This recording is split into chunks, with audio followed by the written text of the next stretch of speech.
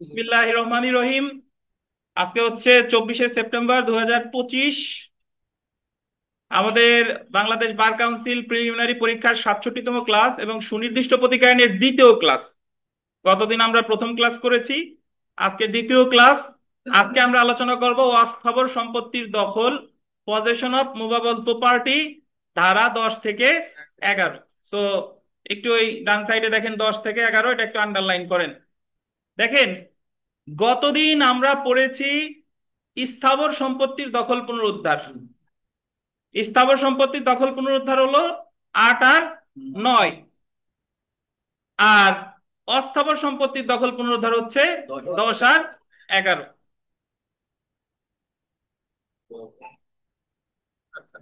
তো দেখেন, আমরা একটু পড়া শুরু করি যে সুনির্দিষ্ট প্রতিকার আইনের 10 এবং 11 ধারায় অস্থাবর সম্পত্তির দখল উদ্ধার সম্পর্কে আলোচনা করা হয়েছে। প্রথম দেখেন ধারা 10, সুনির্দিষ্ট অস্থাবর সম্পত্তির পুনরুদ্ধার, recovery of specific movable property.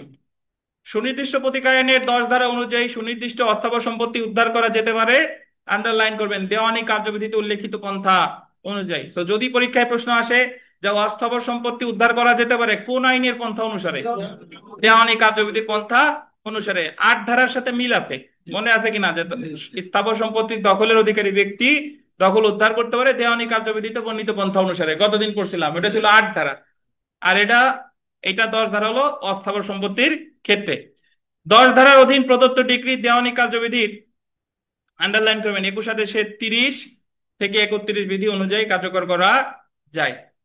21 আদেশে আমরা যখন দেওয়ানি কার্যবিধি পড়ছিলাম ওই জায়গায় জারি মামলা আছে, আপনাদের মনে থাকার কথা, জারি মামলা মনে আছে না? তাহলে একটা জারি মামলা মানে অস্থাবর সম্পত্তি উদ্ধারের মামলা ডিক্রি আপনি পাইছেন, তাহলে আপনি যখন জারি মামলা করবেন তখন ডিক্রি জারিকারক আদালত অনুসরণ করবে 21 আদেশের 30 আর 31 বিধি। আর যদি স্থাবর সম্পত্তি হতো 8 ও 9 ধারা হতো, তাহলে অনুসরণ করতো 21 আদেশের 35 36। বুঝেন কিনা? স্থাবর সম্পত্তির জারি মামলায়, ডিক্রি জারি মামলায় অনুসরণ করবে 21 আদেশের 35 আর 36, আর অস্থাবর সম্পত্তির ক্ষেত্রে 30 আর 31। 10 ধারায় সুনির্দিষ্ট অস্থাবর সম্পত্তি দখলের অধিকারী ব্যক্তি, যেমন আন্ডারলাইন করেন ট্রাস্টি, বা সম্পত্তি বর্তমানে দখলে রাখার কোনো বিশেষ বা অস্থায়ী অধিকার আছে এমন ব্যক্তিও, যেমন জিম্মাদার, পণ্য বন্ধক গ্রহীতা, হারানো পণ্য খুঁজে পেয়েছে এমন কোনো ব্যক্তিও মোকদ্দমা দায়ের করতে পারে। সো আপনি ওই যে যেখানে 21 আদেশের 30 আর 31 লেখা আছে, ওই জায়গায় একটু স্থাবর সম্পত্তি দিয়ে লিখবেন 21 আদেশের 35 ও 36 বিধি। অস্থাবর হলে 21 আদেশের 30 আর 31, আর স্থাবর হলে 21 আদেশের কত, 35 ও 36। এটা একটু লিখে রাখেন।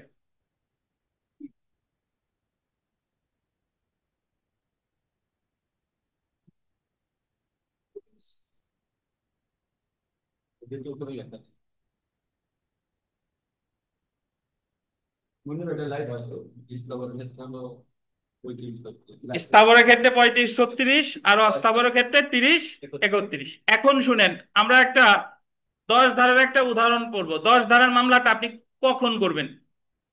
আপনার মোবাইলটা একজন নিয়ে গেছে, ফেরত দিচ্ছে না, ধরেন চোরই নিয়ে গেছে বা যে নিছে আপনি জানেন।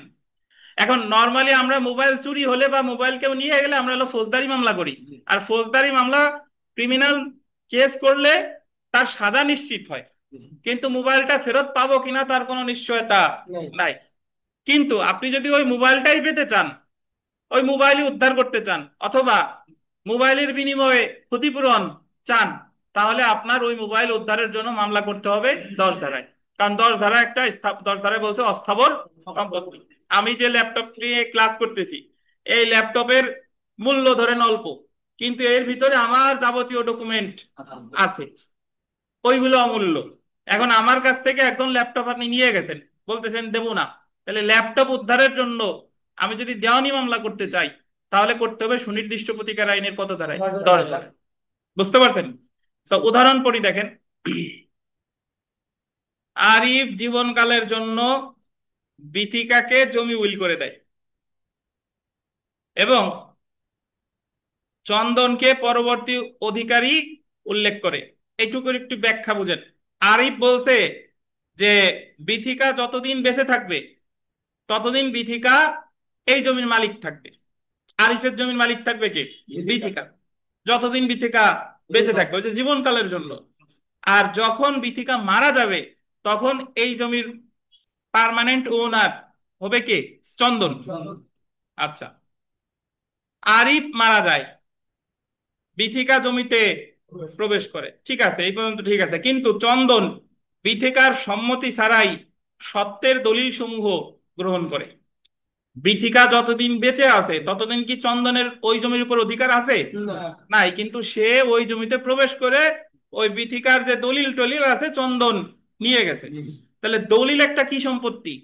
অস্থাবর সম্পত্তি। এখন বিথিকা যদি ওই দলিলগুলো উদ্ধার করতে চায় চন্দনের কাছ থেকে, তাহলে কত ধারায় মামলা করবে?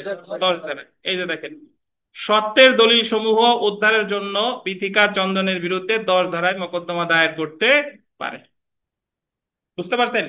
তাহলে এখান থেকে আমার যে জিনিসটা জানা দরকার সেটা হলো যে 10 ধারায় অস্থাবর সম্পত্তির উদ্ধারের জন্য মামলা করতে পারে, এবং এটা মামলাটা যে কোনো ব্যক্তি করতে পারে। এটা যে তার মালিকই হতে হবে এমন কোনো কথা নাই। মানে এখন বলতে পারেন যে তার মালিক না হইলে আবার কেমনে মামলা করবে, এই প্রশ্ন আসে না? হ্যাঁ, প্রশ্ন। এটার উত্তর হলো এইভাবে ধরেন যে আমার একটা মোটর সাইকেল আমার বন্ধু চালাই, এখন বন্ধুর কাছ থেকে একজন নিয়ে গেছে, সরাসরি তো আমার কাছ থেকে নেয়। বন্ধুকে মোটর সাইকেলের মালিক মালিক না, তাহলে বন্ধু ওই মোটর সাইকেল উদ্ধারের জন্য মামলা করবে কত ধারায়? 10 ধারায়। বুঝতে পারছেন? তাহলে 10 ধারায় মামলা করতে হলে আপনাকে যে মালিক হতে হবে এমন কোনো কথা নেই। মালিক ব্যতীত অন্য কোনো ব্যক্তিও 10 ধারায় মামলা দায়ের করতে পারবে। হ্যাঁ, তো ধারায় 11তে আসেন।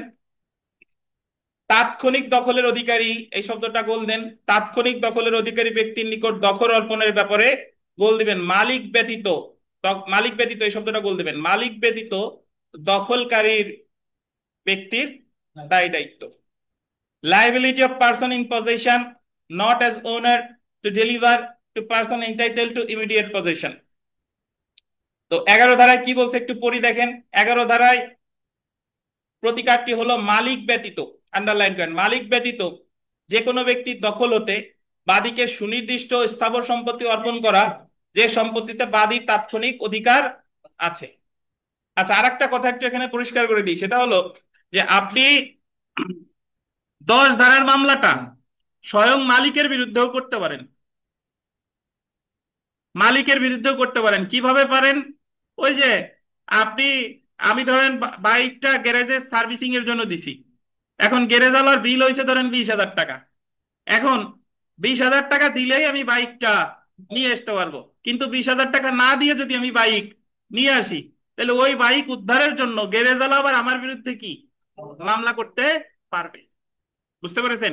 তাহলে 10 ধারার মামলাটা স্বয়ং মালিকের বিরুদ্ধেও দায়ের করা যায়, কিন্তু 11 ধারায় বলতেছে তাৎক্ষণিক দখলের অধিকারী ব্যক্তি মামলা করবে, কিন্তু 11 ধারায় মালিকের বিরুদ্ধে মামলা করা যায় না। 11 ধারাটা আমরা একটু বিস্তারিত করবো। দেখেন, গোল দিবেন 4টি ক্ষেত্রে।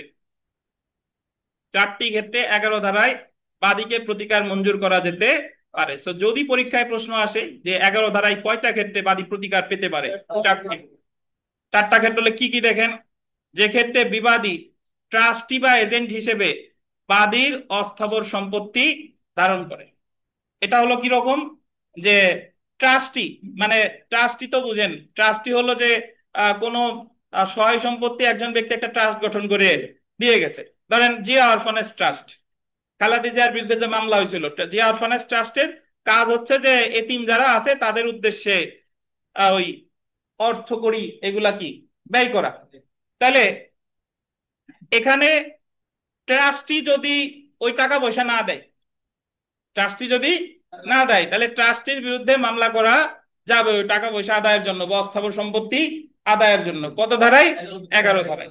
তারপরে দেখেন, যদি অস্থাবর সম্পত্তির জন্য আর্থিক ক্ষতিপূরণ পর্যাপ্ত না হয়, মানে আপনি এমন একটা অস্থাবর সম্পত্তি দখলে রাখার অধিকারী যে অস্থাবর সম্পত্তির আপনি যদি না পান, তাহলে এটা আপনার আর্থিক ক্ষতিপূরণ পর্যাপ্ত হবে না। কিভাবে? ওই যে আপনার কাছে একজন একটা ওই আপনি একটা কারুকার্য খচিত চীনামাটির পাত্র, দুর্লভ, যে এগুলা সাধারণত পাওয়া যায় না, এটি আপনি পাওয়ার অধিকারী, কিন্তু আপনার কাছ থেকে আর একজন নিয়ে গেছে। তাহলে এই পাত্র সচরাচর পাওয়া যায় না, কিন্তু ও যদি না দেয় তাহলে আপনার যে ক্ষতি হবে এই ক্ষতি নির্ণয়ের কোনো আর অর্থ দিয়ে ক্ষতিপূরণ করা যাবে না। সো এই ক্ষেত্রে ওই চীনামাটির পাত্র উদ্ধারের জন্য আপনি কত ধারায় মামলা করবেন? 11 ধারায়। তাহলে আমি প্রথম পয়েন্ট মনে রাখবেন, বিবাদী যদি ট্রাস্টি বা জিম্মাদার হয়, এক, যদি অস্থাবর সম্পত্তির ক্ষতিপূরণ অর্থ দ্বারা পর্যাপ্ত না হয়, দুই, 3 নাম্বার দেখেন, যদি অস্থাবর সম্পত্তির প্রকৃত ক্ষতি নিরূপণ করা কঠিন হয়।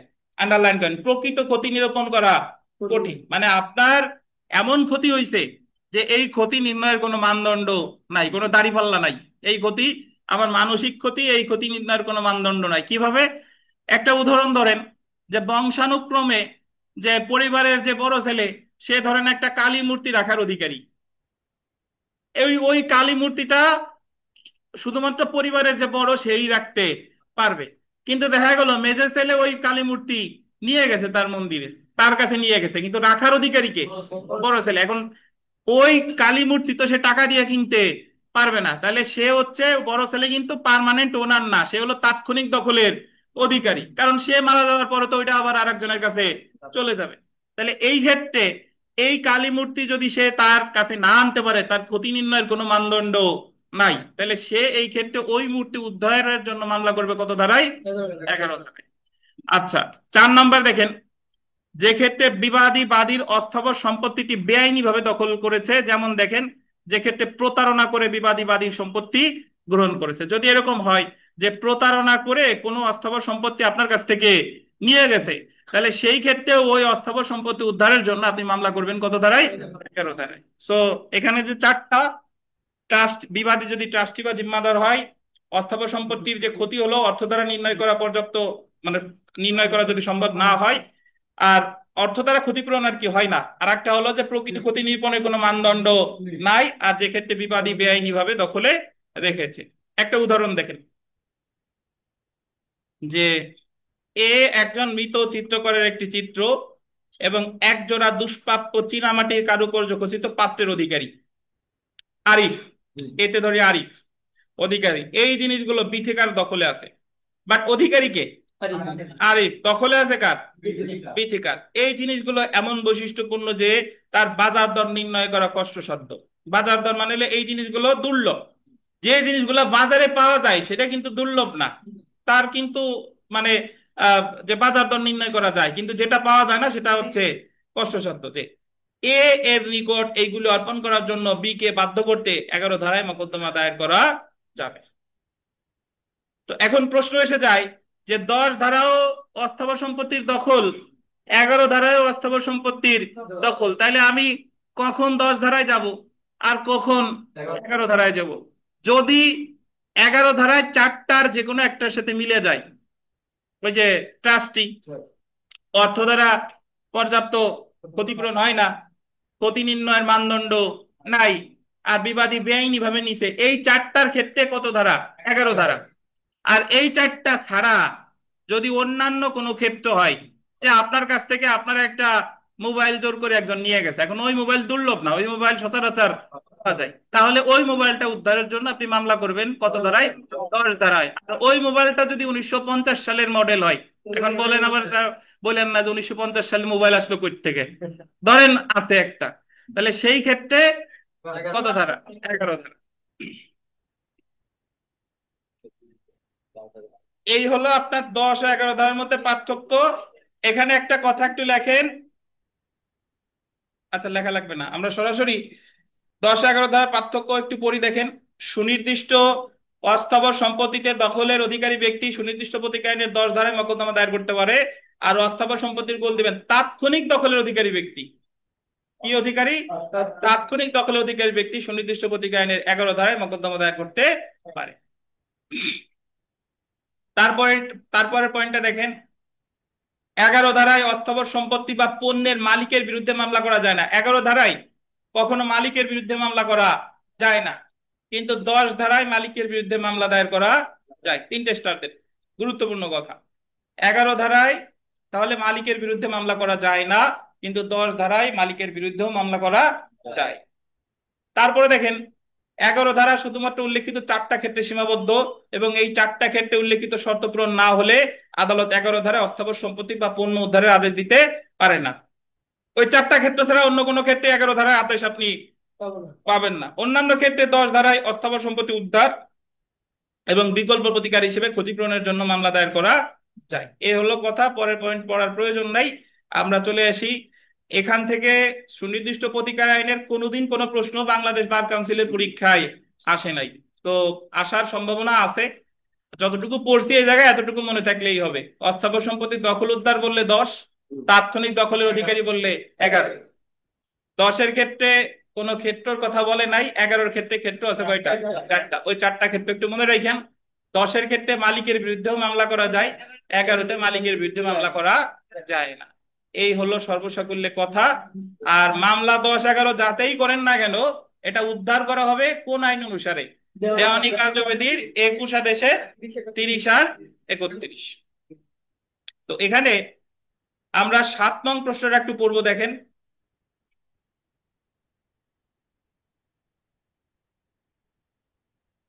কি 2025-এ কি হয়েছে? আজিম খান কি লিখলেন 2025?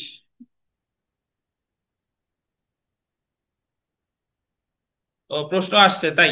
কি প্রশ্ন আসছে লিখে দেন। এ একজন গুদাম রক্ষক, জেড কে কিছু পণ্য ডেলিভারি দেওয়ার জন্য এ কে দায়িত্ব দেওয়া হয়।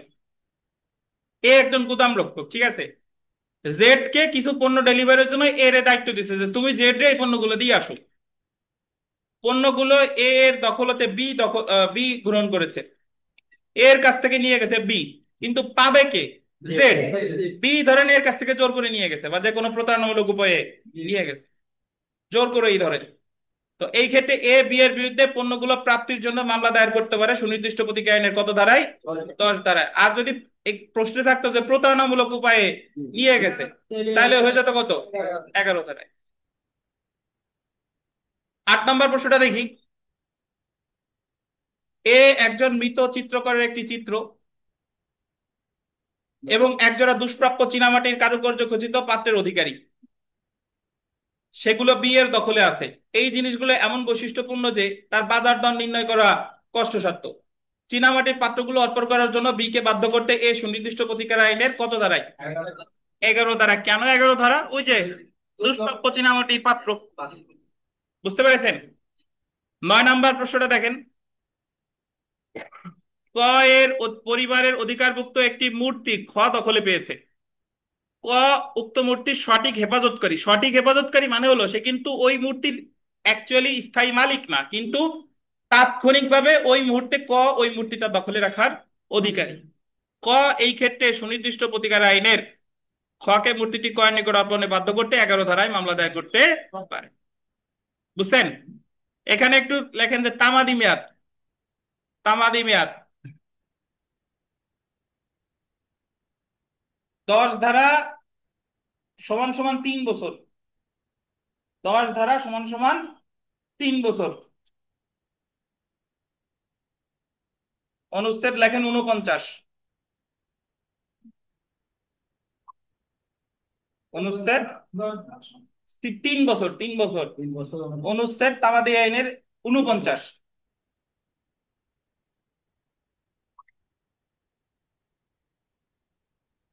আর 11 ধারা সমান সমান 3 বছর, এটা লেখেন 48 অনুচ্ছেদ।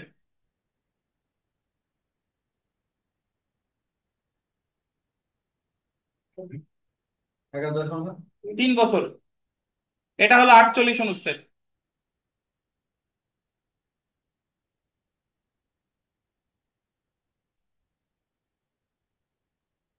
10-11 যে ধারায় মামলা করেন না কেন, তামাদি মেয়াদ কতদিন? 3 বছর। এবং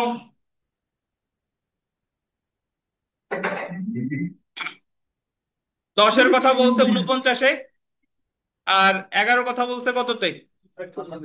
48-এ। তো আপনাদের অনলাইন অফলাইন এই মুহূর্তে আমার সামনে যারা আছেন, যদি কোনো প্রশ্ন থেকে থাকে 10-11 ধারা নিয়ে আমাকে প্রশ্ন করতে পারেন। অনলাইনে আপনাদের আনমিউট করে দিছি, কোনো প্রশ্ন থাকলে দয়া করে করেন।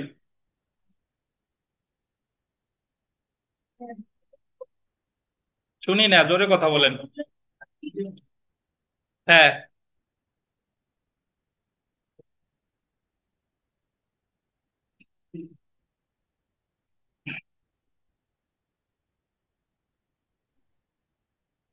আর কোনো প্রশ্ন আছে যারা আছেন? স্যার এখানে স্যার আসসালামু আলাইকুম স্যার। আসসালাম। ওয়ালাইকুম আসসালাম, দ্রুত বলেন। স্যার এখানে প্রথমে 10 ধারা স্যার এই বলেন কিবিয়া ট্রাস্টি। সাহেব। হ্যাঁ স্যার, প্রথমে স্যার 10 ধারায় ট্রাস্টির কথা উল্লেখ আছে। ট্রাস্টি বা সম্পত্তি বর্তমান দখলে রাখার কোনো বিশেষ বা অস্থায়ী অধিকার আছে এরকম ব্যক্তি। আবার এখানে 11 ধারাও ট্রাস্টির কথা বললে, এটা ট্রাস্টির দুই ট্রাস্টির ভিতর তফাৎ আছে। আমি 10-এরটা একটু পাই নাই তো স্যার, এই জন্য। আচ্ছা, দশ ধন্যবাদ। ধারায় শুনছি আপনার প্রশ্ন, যতটুকু শুনছি বুঝতে পারছি সেটা হলো, উনি একটা প্রশ্ন করছেন, সেটা হলো যে 10 ধারায় বলছে যে ট্রাস্টি, 10 ধারায় ওই যে একেবারে এই লাইনে বলা আছে ট্রাস্টি বা সম্পত্তি বর্তমানে দখলে রাখার অধিকারী যে কোনো ব্যক্তি 10 ধারায় মামলা করতে পারে। আর 11 ধারারও 1 নম্বর পয়েন্টে আছে বিবাদী ট্রাস্টি বা এজেন্ট হিসেবে বাদীর অস্থাবর সম্পত্তি ধারণ করে। তো উনি বলছে যে দুই জায়গায় তো ট্রাস্টি, তাহলে 10-11-র ভিতরে পার্থক্য কি? পার্থক্য আছে। 10 ধারায় ট্রাস্টি হচ্ছে বাদী, 10 ধারায় ট্রাস্টি হচ্ছে বাদী। মানে ট্রাস্টি তো একটা সম্পত্তির স্থায়ী মালিক না, ট্রাস্টি হলো ওই সম্পত্তিটা দখলে রাখার অধিকারী। তো ট্রাস্টি কাছ থেকে যদি কোনো অস্থাবর সম্পত্তি কেউ নিয়ে যায়, তখন সে ট্রাস্টি বাদী হয়ে ওই সম্পত্তিটা উদ্ধারের জন্য 10 ধারায় মামলা করতে পারে। বুঝতে পারছেন? তাহলে দশ জি স্যার। ধারায় ট্রাস্টি হচ্ছে হলো বাদী। আর 11 ধারায় যে ক্ষেত্রে বিবাদী ট্রাস্টি বা এজেন্ট হিসেবে, 11 ধারায় বিবাদী হচ্ছে কি? ট্রাস্টি। 11 ধারায় আমি তাৎক্ষণিক দখলের অধিকারী, কিন্তু ওই সম্পত্তিটা আছে ট্রাস্টির কাছে। তাহলে ট্রাস্টির কাছ থেকে ওই সম্পত্তিটা আমি আমার কাছে আনার জন্য মামলা করবো কত ধারায়? 11 ধারায়। বুঝেন কিনা? তাহলে 10 ধারায় ট্রাস্টি হচ্ছে বাদী, আর 11 ধারায় ট্রাস্টি হচ্ছে কি? বিবাদী।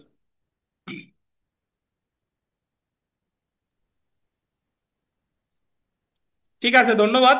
আমরা চলে আসি আহ চুক্তির সুনির্দিষ্ট কার্য সম্পাদন, স্পেসিফিক পারফরমেন্স অফ কন্ট্রাক্ট, ধারা 12 থেকে 30। এটা বেশ সুনির্দিষ্ট প্রতিকার আইনে যতগুলা প্রতিকার আছে তার মধ্যে এই অধ্যায়টা বেশ বড়। এটা হলো 12 থেকে 30, প্রায় 19টা ধারা। তো এখানে চুক্তির সুনির্দিষ্ট কার্য সম্পাদন আসলে কাকে বলে আমাদের জানতে হবে। প্রথমে শুনেন যে যখন দুই পক্ষের মধ্যে কোনো বিষয় নিয়ে চুক্তি হয়,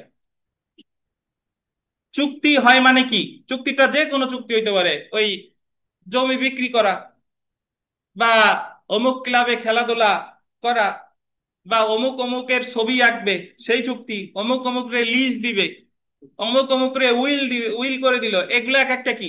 চুক্তি। তাহলে যখন দুই পক্ষের মধ্যে কোনো চুক্তি হয় এবং চুক্তির শর্তাবলী পরবর্তীতে কেউ যদি ভঙ্গ করে, তাহলে যে চুক্তির শর্তাবলী ভঙ্গ করলো তাহলে সংক্ষুব্ধ কে? আরেকজন। এখন সে যদি মনে করে যে চুক্তির শর্তাবলী ভঙ্গ করছে, এখন সে যদি মনে করে যে ও কেন চুক্তির শর্তাবলী ভঙ্গ করলো, ওর কাছে আমি কোনো টাকা পয়সা চাই না, ও চুক্তিতে যা ছিল তাই পালন করাবো, তাই পালন ওর করতে হবে, এবং সেই মর্মে আদালতে আপনি মামলা করছেন যে ওনার চুক্তিতে আমাদের যে শর্ত ছিল, ওরে নির্দেশ দেন ও যেন সেই শর্তাবলী গুলো পালন করে, আমি আর কিছু চাই না। এবং আদালত যদি সবকিছু শুনে মিলা যদি ওরে বলে যে হ্যাঁ তুমি চুক্তির শর্তাবলীই পালন করবা, তখন এটারে বলে চুক্তির সুনির্দিষ্ট কার্য সম্পাদন। বুঝতে পারছেন? মানে চুক্তিতে যে কথা থাকে, কোন পক্ষ যদি চুক্তির শর্ত ভঙ্গ করে, তাহলে অপর পক্ষ মামলা করে যদি ওই পক্ষের চুক্তির কথাগুলো পালন করাইতে কি করে? বাধ্য করে, তখনই সেটারে বলে চুক্তির সুনির্দিষ্ট কার্য সম্পাদন।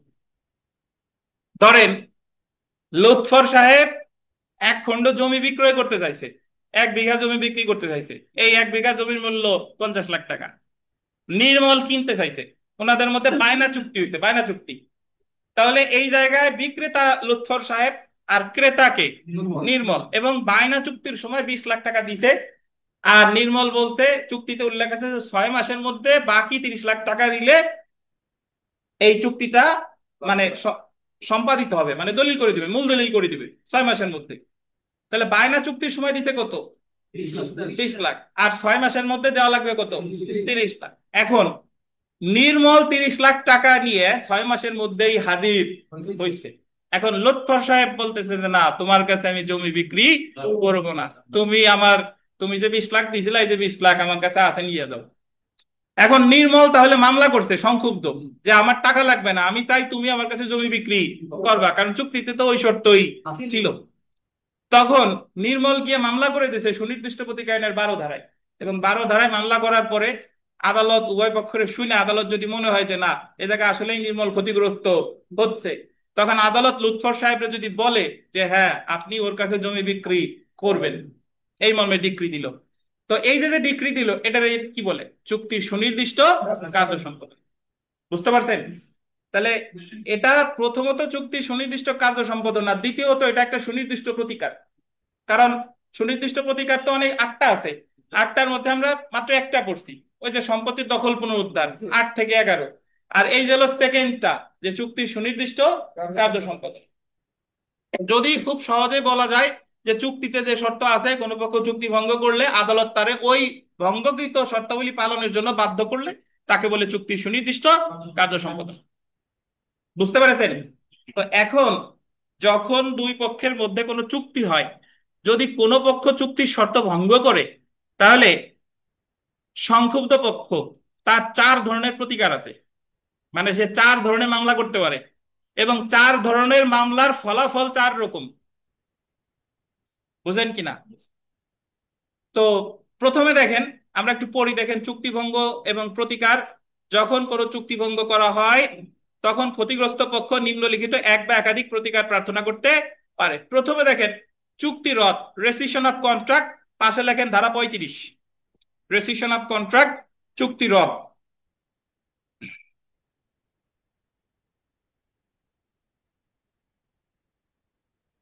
চুক্তি রদ হলো যে আপনি বলতেছেন যে ঠিক আছে, এই যে আগের উদাহরণই দেই, নির্মল বলতেছে যে ঠিক আছে, তুমি যেহেতু আমার কাছে একবার বিক্রি করতে চাই, বিক্রি করবা না, ঠিক আছে, তোমার জমি আমি কিনলামই না, তুমি তোমার মতো থাকো, আমি আমার মতো থাকি। তা চুক্তি রদের মামলার ফলাফল হলো যে ক্রেতা বিক্রেতার মধ্যে আর কোনো সম্পর্ক থাকবে না। যদি বলে যে ওর আমাদের চুক্তিটা রদ করা হোক, ও যেহেতু আর চুক্তির শর্তাবলী ভঙ্গ করছে, সো আমি এখন আর ওর জমি কেনার, ও যেহেতু বিক্রি করবে না, আমিও কিনবো না, এটা হলো কি? চুক্তি রদ। আচ্ছা, তারপরে দেখেন ক্ষতিপূরণের মকদ্দমা, সুট ফর ড্যামেজেস, পাশে লেখেন 19 ধারা। ক্ষতিপূরণ বুঝেন? ক্ষতিপূরণ হয়েছে যে ঠিক আছে, ও যেহেতু জমি বিক্রি করবে না, উনি যেহেতু করবে না, তাহলে আমার কাছ থেকে 20 লাখ নিছিল, আর এতদিন যে ঘুরাইছে, এর নাম আমি ক্ষতিপূরণ চাই। জমির আমার দরকার নাই, ওনার বিক্রি করাও লাগবে না, কিন্তু আমার ক্ষতিপূরণ দেওয়া হোক। আপনার যদি এরকম চাওয়া থাকে, তাহলে আপনাকে মামলা করতে হবে ক্ষতিপূরণের মকদ্দমা। বুঝতে পারছেন? আচ্ছা, 3 নাম্বার দেখেন নিষেধাজ্ঞার জন্য মকদ্দমা, সুট ফর অ্যান ইনজাংশন। নিষেধাজ্ঞার জন্য মকদ্দমা মানে হলো যে অন্য কারো কাছে যাতে বিক্রি করতে না পারে। যদি অন্য কারো কাছে বিক্রি ঠেকাইতে চান, তাহলে মামলা করতে হবে নিষেধাজ্ঞা, পাশে লেখেন ধারা 54।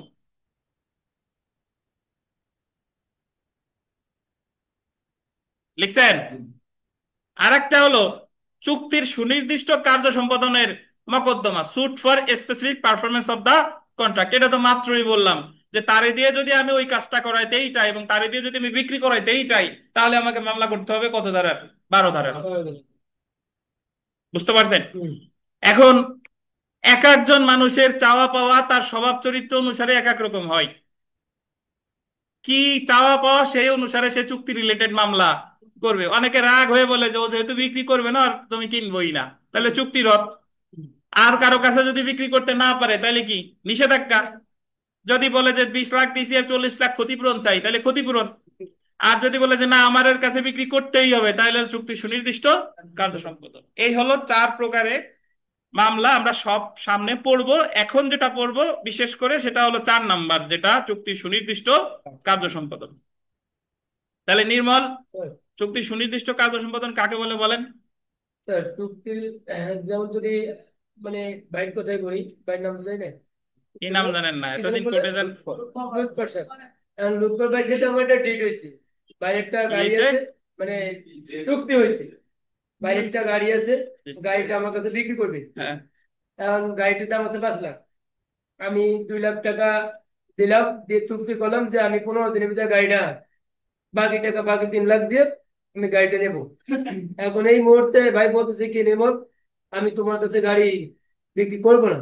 তখন আমি যদি বলি যে না আমার ওই গাড়ি আমার দিতেই হবে, তাহলে আমি এই চুক্তি সুনির্দিষ্ট কার্য সম্পাদনের মামলা করবো 12 ধারায়। জি।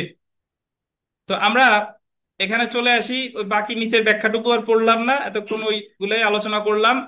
যে সকল চুক্তি সুনির্দিষ্টভাবে বলবৎ করা যেতে পারে, contract which may be specifically enforce. এখন বিষয়টা হলো চুক্তি সুনির্দিষ্ট কাজ সম্পাদন, স্পেসিফিক পারফরমেন্স অফ কন্ট্রাক্ট, এটার অর্থ কি? এটার অর্থ এতক্ষণ ধরে বললাম। এই যে তাও একটু পড়ি দেখেন, যে চুক্তিতে শর্তসমূহ যেভাবে উল্লেখ আছে, চুক্তির শর্তসমূহ যেভাবে কার্যকর করার বিধান চুক্তিতে উল্লেখ আছে, যদি চুক্তির শর্তসমূহ সেইভাবে কার্যকর করা হয়, তাহলে চুক্তিটি সুনির্দিষ্টভাবে কার্যকর বা বলবৎ হয়েছে বলে গণ্য হবে। যে পক্ষ চুক্তি ভঙ্গ করেছে সেই পক্ষ চুক্তি অনুসারে যে কার্য বা দায়িত্ব পালনে সম্মত হয়েছিল, আদালত সেই পক্ষকে সম্মত দায়িত্ব বা কার্যটি পালন করতে নির্দেশনা দিয়ে চুক্তি সুনির্দিষ্ট কার্য সম্পাদন করাতে পারে। বুঝতে পারছেন? তাহলে চুক্তির পক্ষ চুক্তি ভঙ্গ করলে অপর পক্ষ ক্ষতিপূরণ এবং চুক্তি সুনির্দিষ্ট কার্য সম্পাদন উভয় ধরনের প্রতিকার পেতে পারে। তো এটা পরে পড়তেছি না, এটা অপ্রাসঙ্গিক, জাস্ট মনে রাখেন এই জায়গায় যেটা পড়লাম, যে চুক্তির সুনির্দিষ্ট কার্য সম্পাদন কি, যদি কেউ চুক্তির শর্ত ভঙ্গ করে তাকে দিয়ে ওই কাজগুলো করানোর জন্য আদালত যদি তাকে নির্দেশ দেয়, এটাকে বলে চুক্তি সুনির্দিষ্ট কার্য সম্পাদন। এখন আমরা চলে আসি 12 ধারা।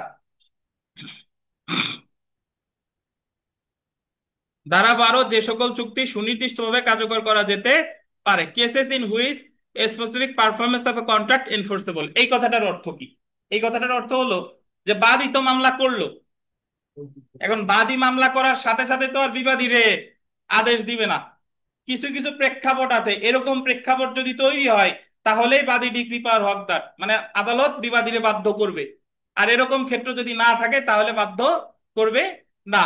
তো একটু পড়ি দেখেন, সুনির্দিষ্ট প্রতিকার আইনের 12 ধারা অনুযায়ী বল দিবেন আদালত 4টা ক্ষেত্রে চুক্তি সুনির্দিষ্ট বলবৎকরণের আদেশ দিতে পারে। তো যদি পরীক্ষায় প্রশ্ন আসে যে চুক্তি সুনির্দিষ্ট বলবৎ করা যেতে পারে কয়টা ক্ষেত্রে, 4টা ক্ষেত্রে। 11 ধারায় কয়টা ছিল? 4টা। 12 ধারায় কয়টা? 4টা। তো 12 ধারার প্রথমটা দেখি, চুক্তির সুনির্দিষ্ট বলবৎকরণের আদেশ মঞ্জুর করা যেতে পারে যখন সম্মতিভুক্ত কার্য সম্পাদন পুরোপুরি বা আংশিক, গোল দিবেন একটি ওসি বা জিম্মার অন্তর্ভুক্ত হয়। পুরোপুরি বা আংশিক কিসের অন্তর্ভুক্ত? ওসি বা জিম্মার অন্তর্ভুক্ত। তো আপনাদের বইয়ের সাথে নতুন বইয়ের সাথে মিলবে না, মানে এই কথাগুলো মিলবে, উদাহরণ টুদাহরণ এগুলো জাস্ট কোয়া যতটুকু পড়ছি ওইটুকু মিলবে। আর আমার উদাহরণ শুনেন, নতুন বইতে শুধু শুধু অনেক আলোচনা বাড়াইছে, এত দরকার নাই। আচ্ছা, যখন সম্মতিভুক্ত কার্য সম্পাদন পুরোপুরি বা আংশিক একটি ওসি বা জিম্মার অন্তর্ভুক্ত, এই কথাটার অর্থ কি? এই কথাটার অর্থ হলো যে আপনি বিদেশে যাওয়ার আগে আপনার বাসার কিছু ফার্নিচার এগুলা আপনি একজন প্রতিবেশীর কাছে রেখে গেছেন এবং তাকে বলছেন যে আমি 2 মাস ভারতে থাকবো, এই প্রতিবেশী এই ফার্নিচার গুলো আপনি দেখে রাখবেন, বিনিময়ে আমি এসে, বা ওই মুহূর্তে আপনি 2 মাসের টাকা দিয়ে গেছেন যে 2 মাসের দেখাশোনার জন্য আপনার এটা হচ্ছে আমার ভাড়া দিয়ে গেলাম। তো এখন ওই ফার্নিচার গুলোর জিম্মাদার কে বলেন তো? যার কাছে রেখে গেছেন সে সে জিম্মাদার না? আচ্ছা, এখন আপনি যখন ভারত থেকে আসলেন, আসার পরে যখন আপনি ফার্নিচার আনতে গেলেন, দেখলেন যে ওখানে কিছু নাই, বা যা ছিল 60 ভাগ নাই, 70 ভাগ নাই, কিছু আছে আর নাই। তো তখন আপনি 12 ধারার মামলা করে দিচ্ছেন, ওই যে আপনাদের চুক্তি হয়েছিল যে আপনি 2 মাস রাখবেন, বিনিময়ে আপনি এত টাকা পাবেন, কিন্তু এখন উনি তো ফেরত দিতে পারতেছে না, তখন আপনি মামলা করে 12 ধারা মামলা করে দিয়ে বললেন যে ওনার আমাদের উনি ছিল আমার এই যে আমরা যে চুক্তি করছি এই আমার জিনিসগুলো ওনার কাছে রাখছিলাম এবং উনি ছিল এটার জিম্মাদার, জিম্মাদার, সো উনাকে বলেন আমার জিনিসপত্রগুলো ফেরত দেওয়ার জন্য। সো এরকম যদি জিম্মাদার হয়, জিম্মাদারের বিরুদ্ধে যদি আপনি মামলা করেন, তাহলে আদালত 12 ধারার ওই ব্যক্তিরে বাধ্য করতে পারে যে তুমি ওগুলোই ফেরত দিবা। বুঝতে পারছেন? এবং একটু আগে একটা ওই যে আমি একটু স্কিপ করে আসছি, বাদ দিয়ে আসছি, এই জায়গায় আদালত ইচ্ছা করলে ওনারে তো বলবে যে তুমি তো ফার্নিচার দিবা তো দিবাই, সাথে ক্ষতিপূরণও দিবা, যে তুমি এতদিন ঘুরাইছো বা এই কাজ করছো, ফার্নিচার তো দিবাই, সাথে কি দিবা, ক্ষতিপূরণও দিবা। তাহলে সম্মতিমুক্ত কার্য সম্পাদন পুরোপুরি বা আংশিক একটি কি ওসি বা জিম্মার অন্তর্ভুক্ত। 2 নাম্বার দেখেন, মানে খ, যখন সম্মতিমুক্ত কার্য সম্পাদন না করলে যে প্রকৃতির ক্ষতি হবে তার পরিমাণ নির্ণয়ের কোনো মানদণ্ড না থাকলে, no standard for ascertaining actual damage. এটার অর্থ কি? আপনারা এমন একটা বিষয় নিয়ে চুক্তি করছেন এবং ওই চুক্তির শর্ত একজন ভঙ্গ করছে, ভঙ্গ করলে আপনার যে ক্ষতি হয়েছে এই ক্ষতি নির্ণয়ের কোনো মানদণ্ড নাই, মানে দুনিয়ার কোনো কিছু দিয়ে এই ক্ষতি পূরণ করা সম্ভব না, ক্ষতি নির্ণয় করা সম্ভব না। তাহলে এটা ওই আগে অনেকটা এরকম যে আপনি ধরেন জয়নুল আবেদিনের একটা ছবি একজন ব্যক্তি বিক্রয় করতে চাইছে, আপনি 1 লক্ষ টাকা দিয়ে জয়নুল আবেদিনের ছবিটা ক্রয় করতে চাইছেন। তো আপনাদের মধ্যে চুক্তি হলো যে 50,000 টাকা দিচ্ছেন আর 10 দিনের মধ্যে 50,000 টাকা দিলে ছবিটা দিয়ে দিবে। এখন হঠাৎ করে সে বলতেছে যে এই ছবি আমি আর দিব না। এখন একটা জিনিস বুঝেন, এই যে যে জয়নুল আবেদিনের ছবি, উনি তো মারা গেছে, তাহলে এটা একটা কি, মানে একটা দুষ্প্রাপ্য বস্তু। এখন আপনারে লোভ দেখাইছে বিক্রি করতে চেয়ে, এখন যে বিক্রি করবে না, এখন আপনার যে ক্ষতি হয়েছে এই ক্ষতি নির্ণয়ের কোনো মানদণ্ড নাই। তো আপনি বা তার বিরুদ্ধে মামলা করে বললেন যে এর ওনার এই যে দেখেন এই যে যে আমার যে ছবি দিতে চাইছে এখন দিবে না, এই ছবি তো আমি আর কোথাও পাবো না, অরিজিনাল কপি তো আমার পাওয়ার কোনো সম্ভাবনা নাই, সো আমার এখানে যে ক্ষতি হয়েছে এই ক্ষতি নির্ণয়ের কোনো মানদণ্ড নাই। এজন্য আদালতকে যদি আপনি সন্তুষ্ট করতে পারেন, তাহলে আদালত আপনার পক্ষে ডিক্রি দিলেও দিতে পারে। আপনারা মনে আছে তো গতদিন পড়ছিলাম যে সুনির্দিষ্ট প্রতিকার আইনে 8টা প্রতিকারের মধ্যে ডিক্রি দিতে বাধ্য কয়টা, মানে বাধ্য কয়টা ক্ষেত্রে? একটা, স্থাবর সম্পত্তির দখল, আর বাদ বাকি সকল ক্ষেত্রে কি বিবেচনা। সো এই 12 যদি আপনি দেখাইলেন ওসি বা জিম্মাদার, এটাও প্রমাণ করলেন, বা ক্ষতি নির্ণয়ের মানদণ্ড নাই এটাও প্রমাণ করলেন, তবুও কি আদালত আপনার পক্ষে ডিক্রি দিতে বাধ্য? না, বাধ্য না, আদালত ডিক্রি দিতেও পারে নাও পারে। আচ্ছা, তারপরেরটা দেখেন, যখন সম্মতিভুক্ত কাজটি এমন হয় যে তা সম্পাদন না করলে, আন্ডারলাইন করবেন, আর্থিক ক্ষতিপূরণের মাধ্যমে পর্যাপ্ত প্রতিকার লাভ করা যায় না। Pecuniary compensation for its non performance would not afford adequate relief, মানে কাজটা এমন যদি আপনি চুক্তির যে শর্তাবলী এটা যদি পূরণ না করেন, তাহলে আপনারে অর্থ দিয়ে এই ক্ষতিপূরণ করা সম্ভব না। তো বিষয়টা কেমন? বিষয়টা হলো যে আপনি 100 পিস ব্রয়লার মুরগি একজনের কাছ থেকে কিনতে চাইছেন, এখন সে 20টা দেওয়ার পর বলতেছে যে আর দিব না। এখন আপনি যদি ওই বাকি 80টা আনার জন্য মামলা করেন, সে যদি বলে যে আমি 80টা দিব না, 80টার বদলে আমি টাকা দিয়ে দিচ্ছি, বলেন তো আদালত তারে ওই 80টা দিতে বাধ্য করবে কিনা? করবে না, এটা করবে না, কারণ ব্রয়লার মুরগি তো যেখানে সেখানে পাওয়া যায়, নট স্থাবর, যেখানে সেখানে পাওয়া যায়, আর এটা তো দুর্লভ প্রকৃতিরও না, অর্থাৎ এটা তো অর্থ দ্বারা ক্ষতিপূরণ করা সম্ভব। বুঝতে পেরেছেন? কিন্তু যদি এরকম হয় যে আপনি গুলশান 2-এ আপনার একটা বাড়ি বিক্রি করতে হয়েছিল গুলশান 2-এর গোল চত্বরে, যে 50 কোটি টাকা, এখন বাড়ি বিক্রি করতে চাই, এখন বলতেছে যে আমি আর বাড়ি বিক্রি তোমার কাছে করবো না, তাহলে এখন আপনি বলতে পারেন যে ওনার এই বাড়ি যদি আমার কাছে বিক্রি না করে, তাহলে আমার যে ক্ষতি হবে, আমার যে 1000 কোটি টাকা দিলেও তো আমি গুলশানের জায়গার মতো জায়গা পাবো না। একটা জিনিস খেয়াল করবেন, স্থাবর সম্পত্তি সারা পৃথিবীতে একটা একরকমই আছে। দেন এই যে আমরা যে জায়গায় বসে আছি, সারা পৃথিবীতে এই জায়গা কি একটাই আছে, এসে ভালো আছে খারাপ আছে, কিন্তু এরকম তো আর নাই। তাহলে সাধারণত মনে করা হয়, একটু পরেই বলবো, যদি স্থাবর সম্পত্তি সংক্রান্ত কোনো চুক্তি হয় তাহলে ধরে নেওয়া হবে এর ক্ষতিপূরণ অর্থ দ্বারা পূরণ করা সম্ভব না। আচ্ছা, এই কারণে বলতেছে যে যখন সম্মতিভুক্ত কাজটি এমন হয় যে তা সম্পাদন না করলে আর্থিক ক্ষতিপূরণের মাধ্যমে পর্যাপ্ত প্রতিকার লাভ করা যায় না। তাহলে আমরা 11-র সাথে কিন্তু হুবহু মিল আছে। ওসি বা জিম্মা, তারপরে হচ্ছে ক্ষতি নির্ণয়ের মানদণ্ড নাই, তারপর হলো অর্থ দ্বারা পর্যাপ্ত ক্ষতিপূরণ প্রতিকার লাভ করা যায় না। সব শেষেরটা দেখেন,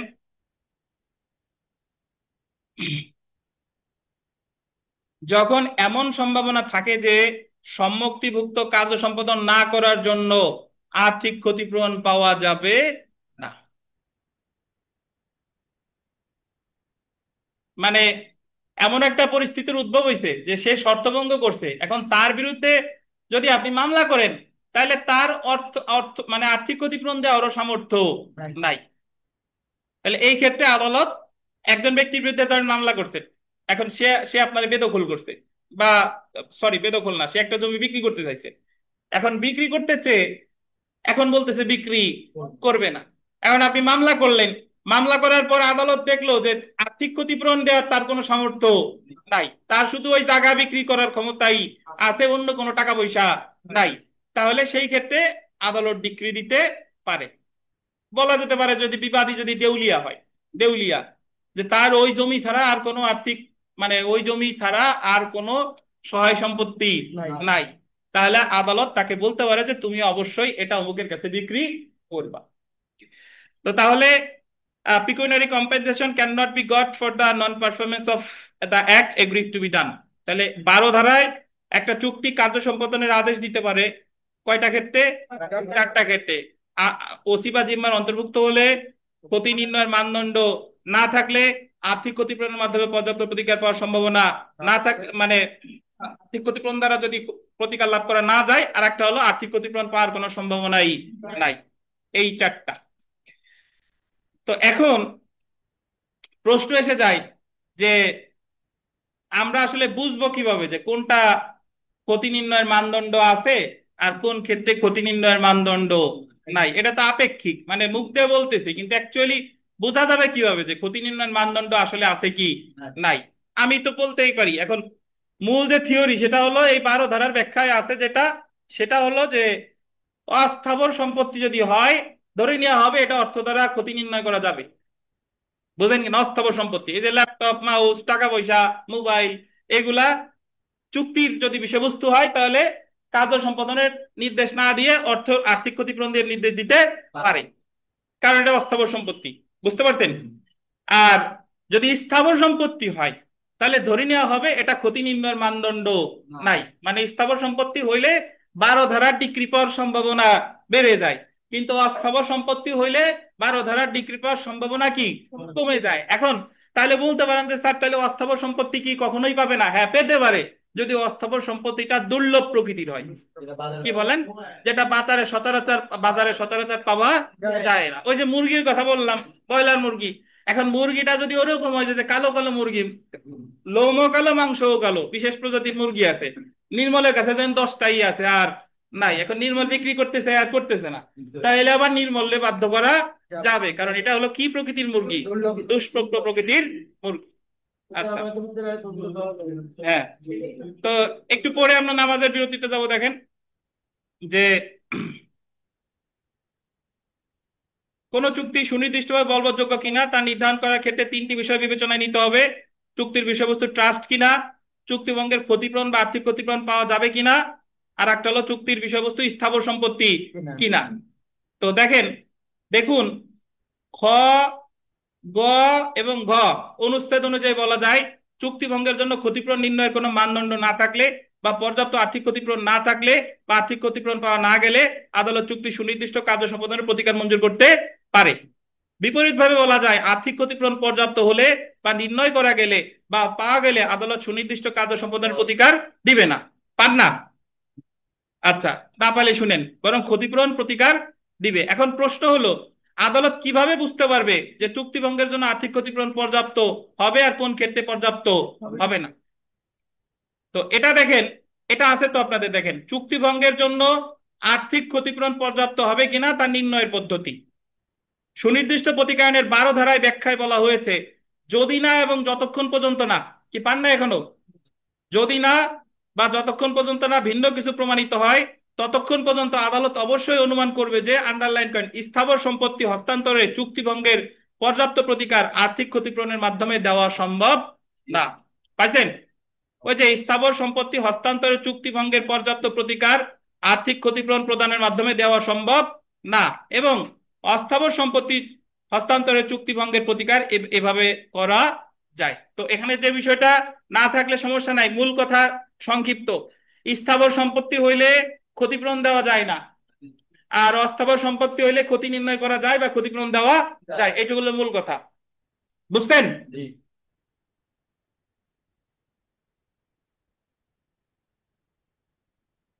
আমাদের একটু নামাজের বিরতি, নামাজ শেষে এসে আবার শুরু করবো ইনশাল্লাহ।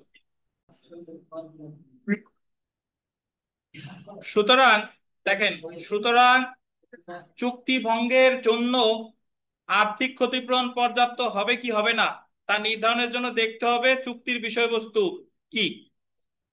যদি চুক্তির বিষয়বস্তু স্থাবর সম্পত্তি, যেমন জমি বিক্রয়ের চুক্তি, জমি লিজের বা বন্ধকের চুক্তি হয়, তাহলে আদালত ধরে নিবে চুক্তি ভঙ্গের প্রতিকার পর্যাপ্ত আর্থিক ক্ষতিপূরণ প্রদানের মাধ্যমে দেওয়া সম্ভব না, এবং এই ক্ষেত্রে আদালত চুক্তিটি সুনির্দিষ্ট কার্য সম্পাদনের আদেশ দিতে পারে। কিন্তু যদি চুক্তির বিষয়বস্তু গোল দিবেন অস্থাবর সম্পত্তি হস্তান্তরের হয়, যেমন গম বিক্রয়ের চুক্তি, তাহলে আদালত ধরে নিবে চুক্তি ভঙ্গের প্রতিকার আর্থিক ক্ষতিপূরণ প্রদানের মাধ্যমে দেওয়া যায়, এবং এই ক্ষেত্রে আদালত চুক্তিটি সুনির্দিষ্ট কার্য সম্পাদনের আদেশ দিবে না, বরং আর্থিক ক্ষতিপূরণ মঞ্জুর করতে পারে যদি বাদী প্রার্থনা করে। তাহলে দেখেন যে সুতরাং বলা যায় আইনের সাধারণ নীতি হলো স্থাবর সম্পত্তি সম্পর্কিত কোনো চুক্তি সুনির্দিষ্টভাবে বলবৎযোগ্য, কিন্তু অস্থাবর সম্পত্তি সম্পর্কিত কোনো চুক্তি সুনির্দিষ্টভাবে বলবৎযোগ্য না। শুধুমাত্র কতিপয় ব্যতিক্রম প্রেক্ষাপটে অস্থাবর সম্পত্তি হস্তান্তরের চুক্তিও সুনির্দিষ্টভাবে বলবৎযোগ্য হতে পারে। এই ব্যতিক্রম প্রেক্ষাপটগুলো কি কি? যদি অস্থাবর সম্পত্তি কি হয়, দুষ্প্রাপ্য প্রকৃতির হয়, সেই ক্ষেত্রে। আচ্ছা দেখেন, চুক্তির সুনির্দিষ্ট প্রতিপালনের মামলায় বাদী যে সকল বিষয় প্রমাণ করবে। এখন একজন প্রশ্ন করতেন, আপনারা একটা বিষয় মনে করেন, আমি গতকাল প্রথম ক্লাসে বলছিলাম যে মোট প্রতিকার আছে 8টা, 8টার মধ্যে স্থাবর সম্পত্তির দখল পুনরুদ্ধার 8 আর 9 ধারা, এই দুইটা ক্ষেত্রেই প্রতিকার দিতে বাধ্য, আর বাদ বাকি অন্যান্য যা আছে এইগুলাতে কিন্তু প্রতিকার দিতে বাধ্য না, বিবেচনামূলক। সো যদি পরীক্ষায় প্রশ্ন আসে যে স্থাবর সম্পত্তির দখল পুনরুদ্ধার হইতে হবে, যদি বলে স্থাবর সম্পত্তির বিক্রয় চুক্তি, এটা কি দিতে বাধ্য না? স্থাবর সম্পত্তি হলো সমস্যা নাই, বিক্রয় চুক্তি হলে তো হবে না, হইতে হবে কি স্থাবর সম্পত্তির দখল পুনরুদ্ধার, শুধু ওটাই দিতে বাধ্য, অন্য কিছু স্থাবর সম্পত্তি হইলেও দিতে কিন্তু বাধ্য না। তো তাহলে দেখেন, চুক্তির সুনির্দিষ্ট কার্য সম্পাদনের প্রতিকার মঞ্জুর করা বা না করা আদালতের বিবেচনামূলক বা ডিসক্রিশনের ক্ষমতা, বিবেচনামূলক ক্ষমতা, এটা আদালতের সন্তুষ্টির উপর নির্ভর করে। তাই চুক্তির সুনির্দিষ্ট কার্য সম্পাদনের মকদ্দমায় বাদী বাদী যিনি মামলা করবে তিনি আদালতকে সন্তুষ্ট করবে যে চুক্তিটি চুক্তি আইন অনুযায়ী একটি বৈধ চুক্তি, ভ্যালিড কন্ট্রাক্ট। আপনারা সবাই এলএলবি তে ওই চুক্তি আইন পড়ে আসছেন, ল অফ কন্ট্রাক্ট। তো ওখানে বলা আছে যে চুক্তির সংজ্ঞা বা চুক্তির উপাদান আছে, যে কোন কোন বিষয়বস্তু গুলো থাকলে ওই চুক্তির শর্ত উপাদানগুলো থাকলে চুক্তিটা বৈধ চুক্তি হবে। ওই যে আপনার পক্ষগণের যোগ্যতা, তারপরে স্বাধীন সম্মতি, তারপরে প্রতিদান থাকবে, এইগুলা বুঝতে পারছেন? তাহলে আপনি 12 ধারা মামলা করতে হলে বাদীকে অবশ্যই আগে দেখাইতে হবে এটা একটা বৈধ চুক্তি। যদি এটা অবৈধ চুক্তি হয় তাহলে কিন্তু আপনি 12 ধারা মামলা করে কোনো প্রতিকার পাবেন না, এবং বাদী চুক্তিতে তার দায়িত্ব পালন করেছে বা করতে প্রস্তুত, মানে বাদী তার যে দায়িত্ব সে সেটা পালন করেছে বা করতে প্রস্তুত, এবং আদালতকে সন্তুষ্ট করবে যে চুক্তিটি সুনির্দিষ্ট প্রতিকায়নের 12 ধারার ক থেকে ঘ অনুচ্ছেদ উল্লেখিত শর্তের মধ্যে সর্বনিম্ন একটা শর্ত পূরণ করছে। মানে বাদী তো মামলা করার পর সে 12 ধারার গ্রাউন্ড আছে 4টা, এই 4টার মাধ্যমে চারটার মধ্যে সর্বনিম্ন কয়টা পূরণ করতে হবে? একটা। চারটা পূরণ হলে তো কোনো কথাই নাই, একটা হইতে পারে, দুইটা হইতে পারে, তিনটা হইতে পারে, চারটা হইতে পারে, বাট সর্বনিম্ন কয়টা? একটা। অর্থাৎ চুক্তিটি এই চারটি শর্তে যে কোনো একটি শর্ত পূরণ করেছে তা বাদী প্রমাণ করবে। যেমন বাদী আদালতকে সন্তুষ্ট করতে পারে যে চুক্তিটি ভঙ্গের জন্য আর্থিক ক্ষতিপূরণ পর্যাপ্ত হবে না। এই হলো আমাদের জেনে রাখা ভালোতে একটু আসেন। জেনে রাখার ভালো এই 3 নাম্বার পয়েন্টটা আমরা একটু পড়ি। তার আগে জেনে রাখা ভালো প্রথমটা পয়েন্টটা পড়ি। যে সকল ক্ষেত্রে চুক্তি সুনির্দিষ্ট কার্য সম্পাদন করা যায় সেটা 12 ধারা, এবং যে সকল ক্ষেত্রে সুনির্দিষ্ট বলবৎযোগ্য না সেটা 21 ধারায় বিধান করা হয়েছে। দেখেন 12 ধারা ঢাল হিসেবে কাজ করে বাদীর, আর 21 ধারায় ঢাল হিসেবে কাজ করে হলো বিবাদী। মানে বাদী যদি বিবাদীরে বাধ্য করতে চায়, ডিক্রি পেতে চায়, তাহলে 12 ধারার চারটা যে কোনো একটা প্রমাণ করতে হবে। আর বিবাদী যদি বলে যে না আমি চুক্তির শর্তাবলী প্রমাণ করব না, তাহলে বিবাদী প্রমাণ করতে হবে 21 ধারায় 8টা ক্ষেত্র আছে, একটু পরেই পড়বো। বিবাদী প্রমাণ করবে 21 ধারার 8টা ক্ষেত্র, তাহলে তার চুক্তি মানে সুনির্দিষ্টভাবে কার্য সম্পাদনের আদেশ আদালত তাকে দিবে না।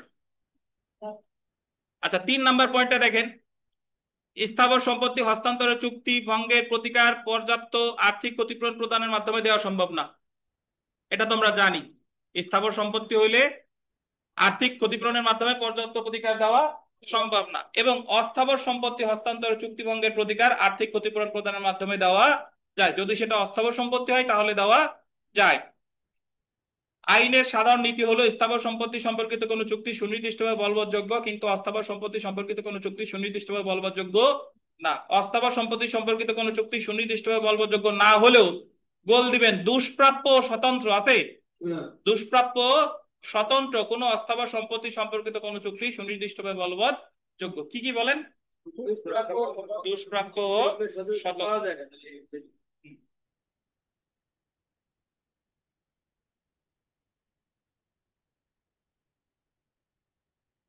দেখেন, তারপর দেখেন সুনির্দিষ্ট প্রতিকারের 22 ধারায় বলা হয়েছে চুক্তি সুনির্দিষ্ট বলবৎকরণ মঞ্জুর করা আদালতের বিবেচনামূলক ক্ষমতা। 22 ধারায় বলছে যে 12 ধারার মামলায় বাদী পক্ষে ডিক্রি দিবে কি দিবে না এটা কার ক্ষমতা? আদালতের ক্ষমতা। আপনি বাদী মামলা করার পর 12 ধারার 4টেই প্রমাণ করছেন, 4টেই বাদীর পক্ষে, তারপরেও ডিক্রি দিবে কি দিবে না কার ক্ষমতা? আদালতের ক্ষমতা। বুঝছেন? চলে আসি আমরা কোর্ট ফি। 12 ধারায় চুক্তি সুনির্দিষ্ট বলবৎকরণের মামলায় মূল্যানুপাতিক বা অ্যাড ভ্যালুম কোর্ট ফি দিতে হবে।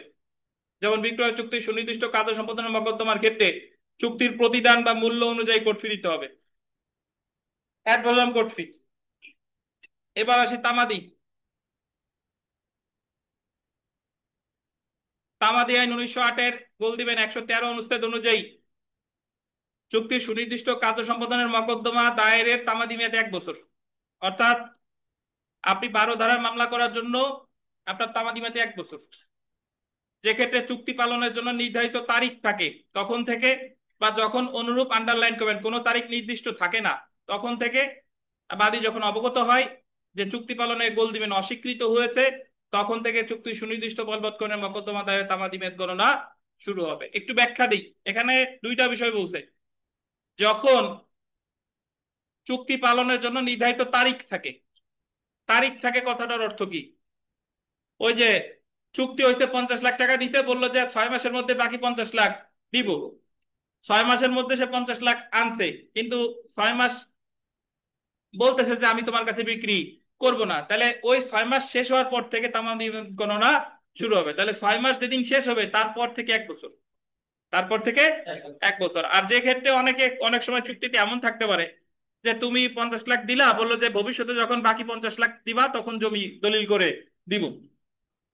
5 বছর পর 50 লাখ আনছে, সে বলতেছে যে তোমার কাছে আমি জমি বিক্রি করব না, তাহলে যেদিন অস্বীকার করছে সেদিন থেকে 1 বছর। তাহলে চুক্তিতে যদি মেয়াদ থাকে, মেয়াদ থেকে 1 বছর। আর যদি কোনো মেয়াদ না থাকে তাহলে যেদিন থেকে অস্বীকার করবে, অস্বীকার করার দিন থেকে 1 বছর। নিবন্ধনের বিষয়টা দেখেন, চুক্তি সুনির্দিষ্ট বলবৎকরণের ক্ষেত্রে চুক্তিটি আন্ডারলাইন করবেন, নিবন্ধিত হওয়ার প্রয়োজন নাই। মানে চুক্তিটা নিবন্ধিত হতে পারে আবার নাও হতে পারে। মৌখিক চুক্তিও গোল্ডেন, মৌখিক চুক্তিও সুনির্দিষ্টভাবে বলবৎযোগ্য। পাইছেন? মানে মৌখিক চুক্তিও কিন্তু 12 ধারা মামলা করা যায়, কিন্তু আইনে চুক্তি সুনির্দিষ্ট বলবৎকরণের ক্ষেত্রে চুক্তির নিবন্ধন বাধ্য করা হলে, কিন্তু আইনে যদি বলা হয় যে অমুক চুক্তি হলে অবশ্যই লিখিত হইতে হবে, অবশ্যই নিবন্ধিত হইতে হবে, সেই ক্ষেত্রে চুক্তি সুনির্দিষ্ট বলবৎকরণের জন্য চুক্তিটি অবশ্যই নিবন্ধিত হতে হবে। যেমন আন্ডারলাইন করবেন 21 ক ধারা অনুসারে স্থাবর সম্পত্তির বায়না চুক্তি সুনির্দিষ্টভাবে বলবৎ করার ক্ষেত্রে চুক্তিটি অবশ্যই নিবন্ধিত হতে হবে। তো এটা একটু আমরা 21 ক পরে পড়বো।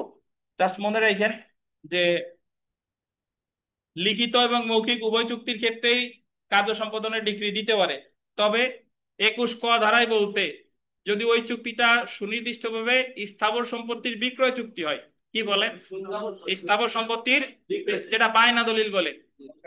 হ্যাঁ, তো বায়না দলিলটা কোন বিক্রয়ের যে বায়না দলিল এটা অবশ্যই লিখিত হতে হবে আর নিবন্ধিতই হতে হবে, নাহলে 12 ধারার মামলা করে আপনি কোনো প্রতিকার পাবেন না। কিন্তু এই স্থাবর সম্পত্তির বিক্রয় চুক্তি ছাড়া অন্যান্য যে কোনো বন্ধকি দলিল, বন্ধক লিজ দলিল, এইগুলা নিবন্ধিত না হইলেও সমস্যা নাই, 12 ধারার মামলা দায়ের করা যাবে। বুঝতে পেরেছেন? যদি বলে মৌখিক চুক্তির ক্ষেত্রে কি কার্য সম্পাদনের মামলা করা যাবে, যাবে। লিখিত চুক্তির ক্ষেত্রে যাবে, যাবে। অনেকে আপনারা ঘাবড়ে যান যে মৌখিক চুক্তির ক্ষেত্রে বোধহয় যাবে না, আইনে তো বলে নাই, 12 ধারায় বলে নাই যে মৌখিক চুক্তি যাবে না। তো আমরা সরাসরি চলে আসবে 21 ধারায়, বইতে যে জায়গায় 21 আছে 21 আসেন, তারপরে অন্যান্য প্রশ্ন পড়বো।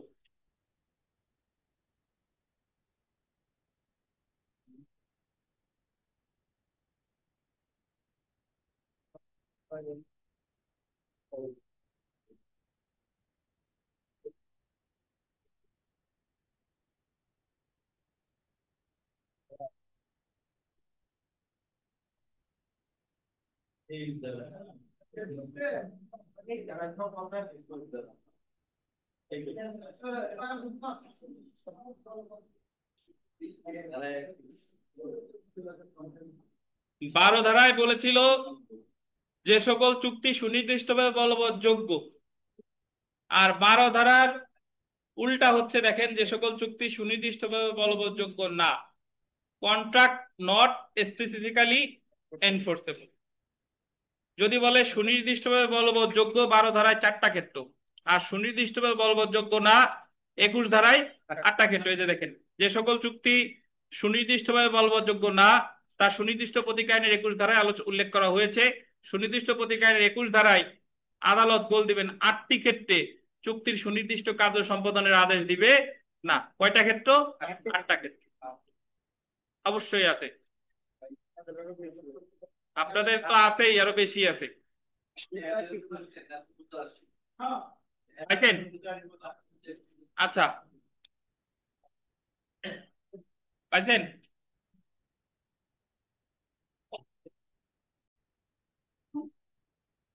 আমরা 21 ধারায় আসি, যে যে সকল চুক্তি সুনির্দিষ্টভাবে বলবৎযোগ্য না, কন্ট্রাক্টস নট স্পেসিফিক্যালি এনফোর্সেবল।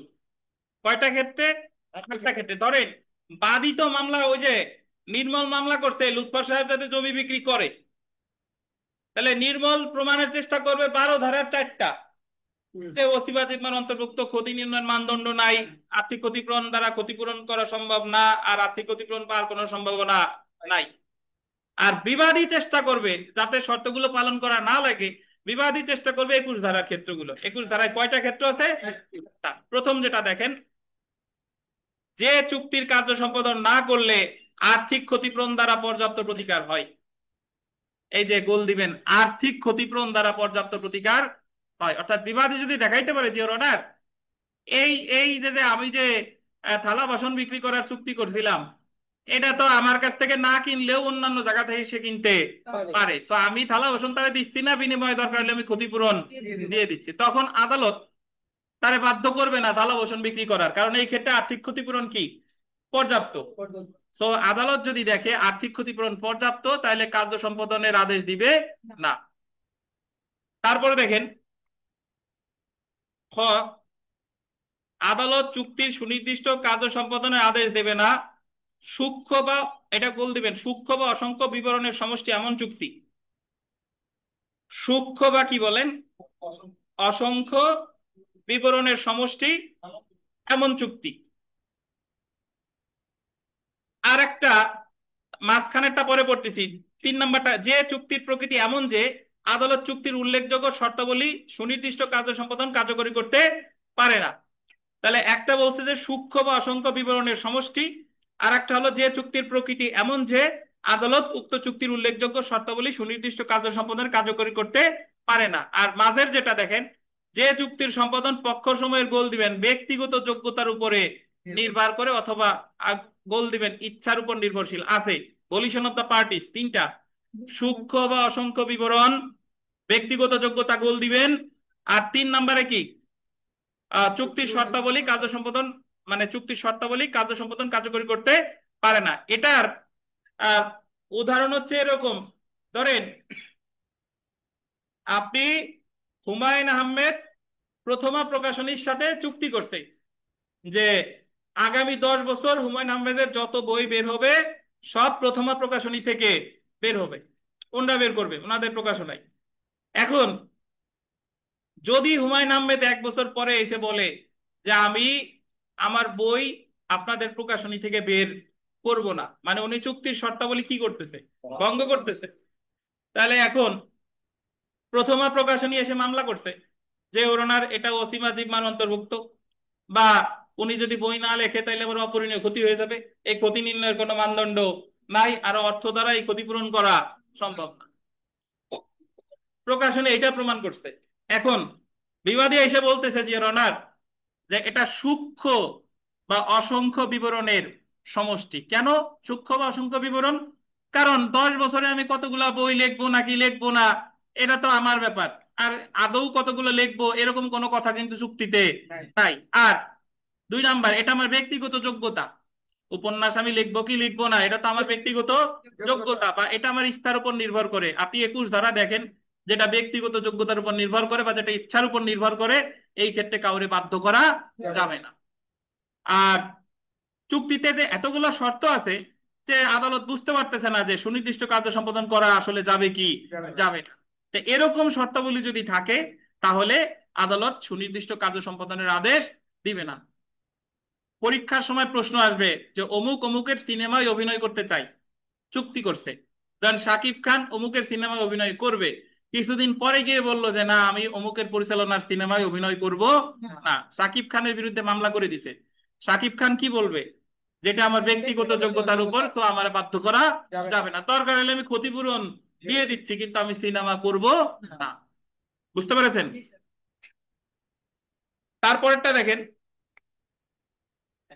যে চুক্তির শর্তাবলী আদালত যুক্তিসঙ্গত, আন্ডারলাইন করবে, নিশ্চয়তার সাথে নির্ণয় করতে পারে না। যে চুক্তির শর্তাবলী আদালত যুক্তিসঙ্গত নিশ্চয়তার সাথে নির্ণয় করতে পারে না।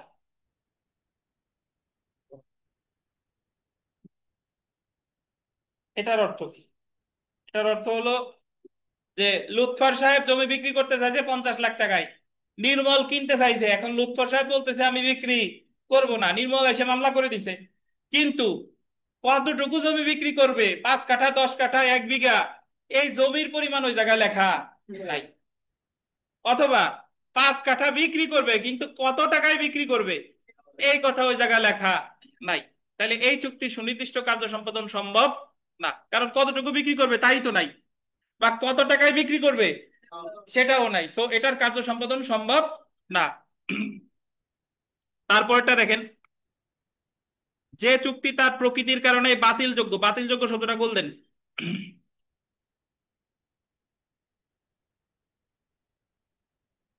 যে চুক্তি তার প্রকৃতির কারণেই বাতিলযোগ্য। বাতিলযোগ্য আসলে কি? বাতিলযোগ্য ধরেন এরকম চিন্তা করেন যে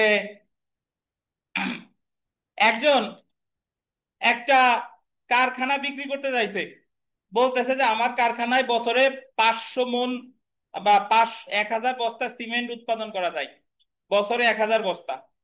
কিন্তু অ্যাকচুয়ালি তার কারখানায় বায়না চুক্তি হয়েছে, বায়না চুক্তি হওয়ার পরে যখন ওই কারখানা সে আহ, যার কাছে বিক্রি করছে বায়না চুক্তির পর, সে যখন দেখলো যে 1 বছরে 1000 বস্তা তো পরের কথা, 100 বস্তাও এক বছর উৎপাদন করা যায় না, এবং যে বিক্রি করছে সেটা হলো মিথ্যা কথা বলে বিক্রি করছে। এখন সে বলল যে আমাদের মধ্যে তো বায়না চুক্তি হয়েছে, তুমি তো আমার মিথ্যা বলছো, এখন তোমার কারখানা আমি কিনবো না।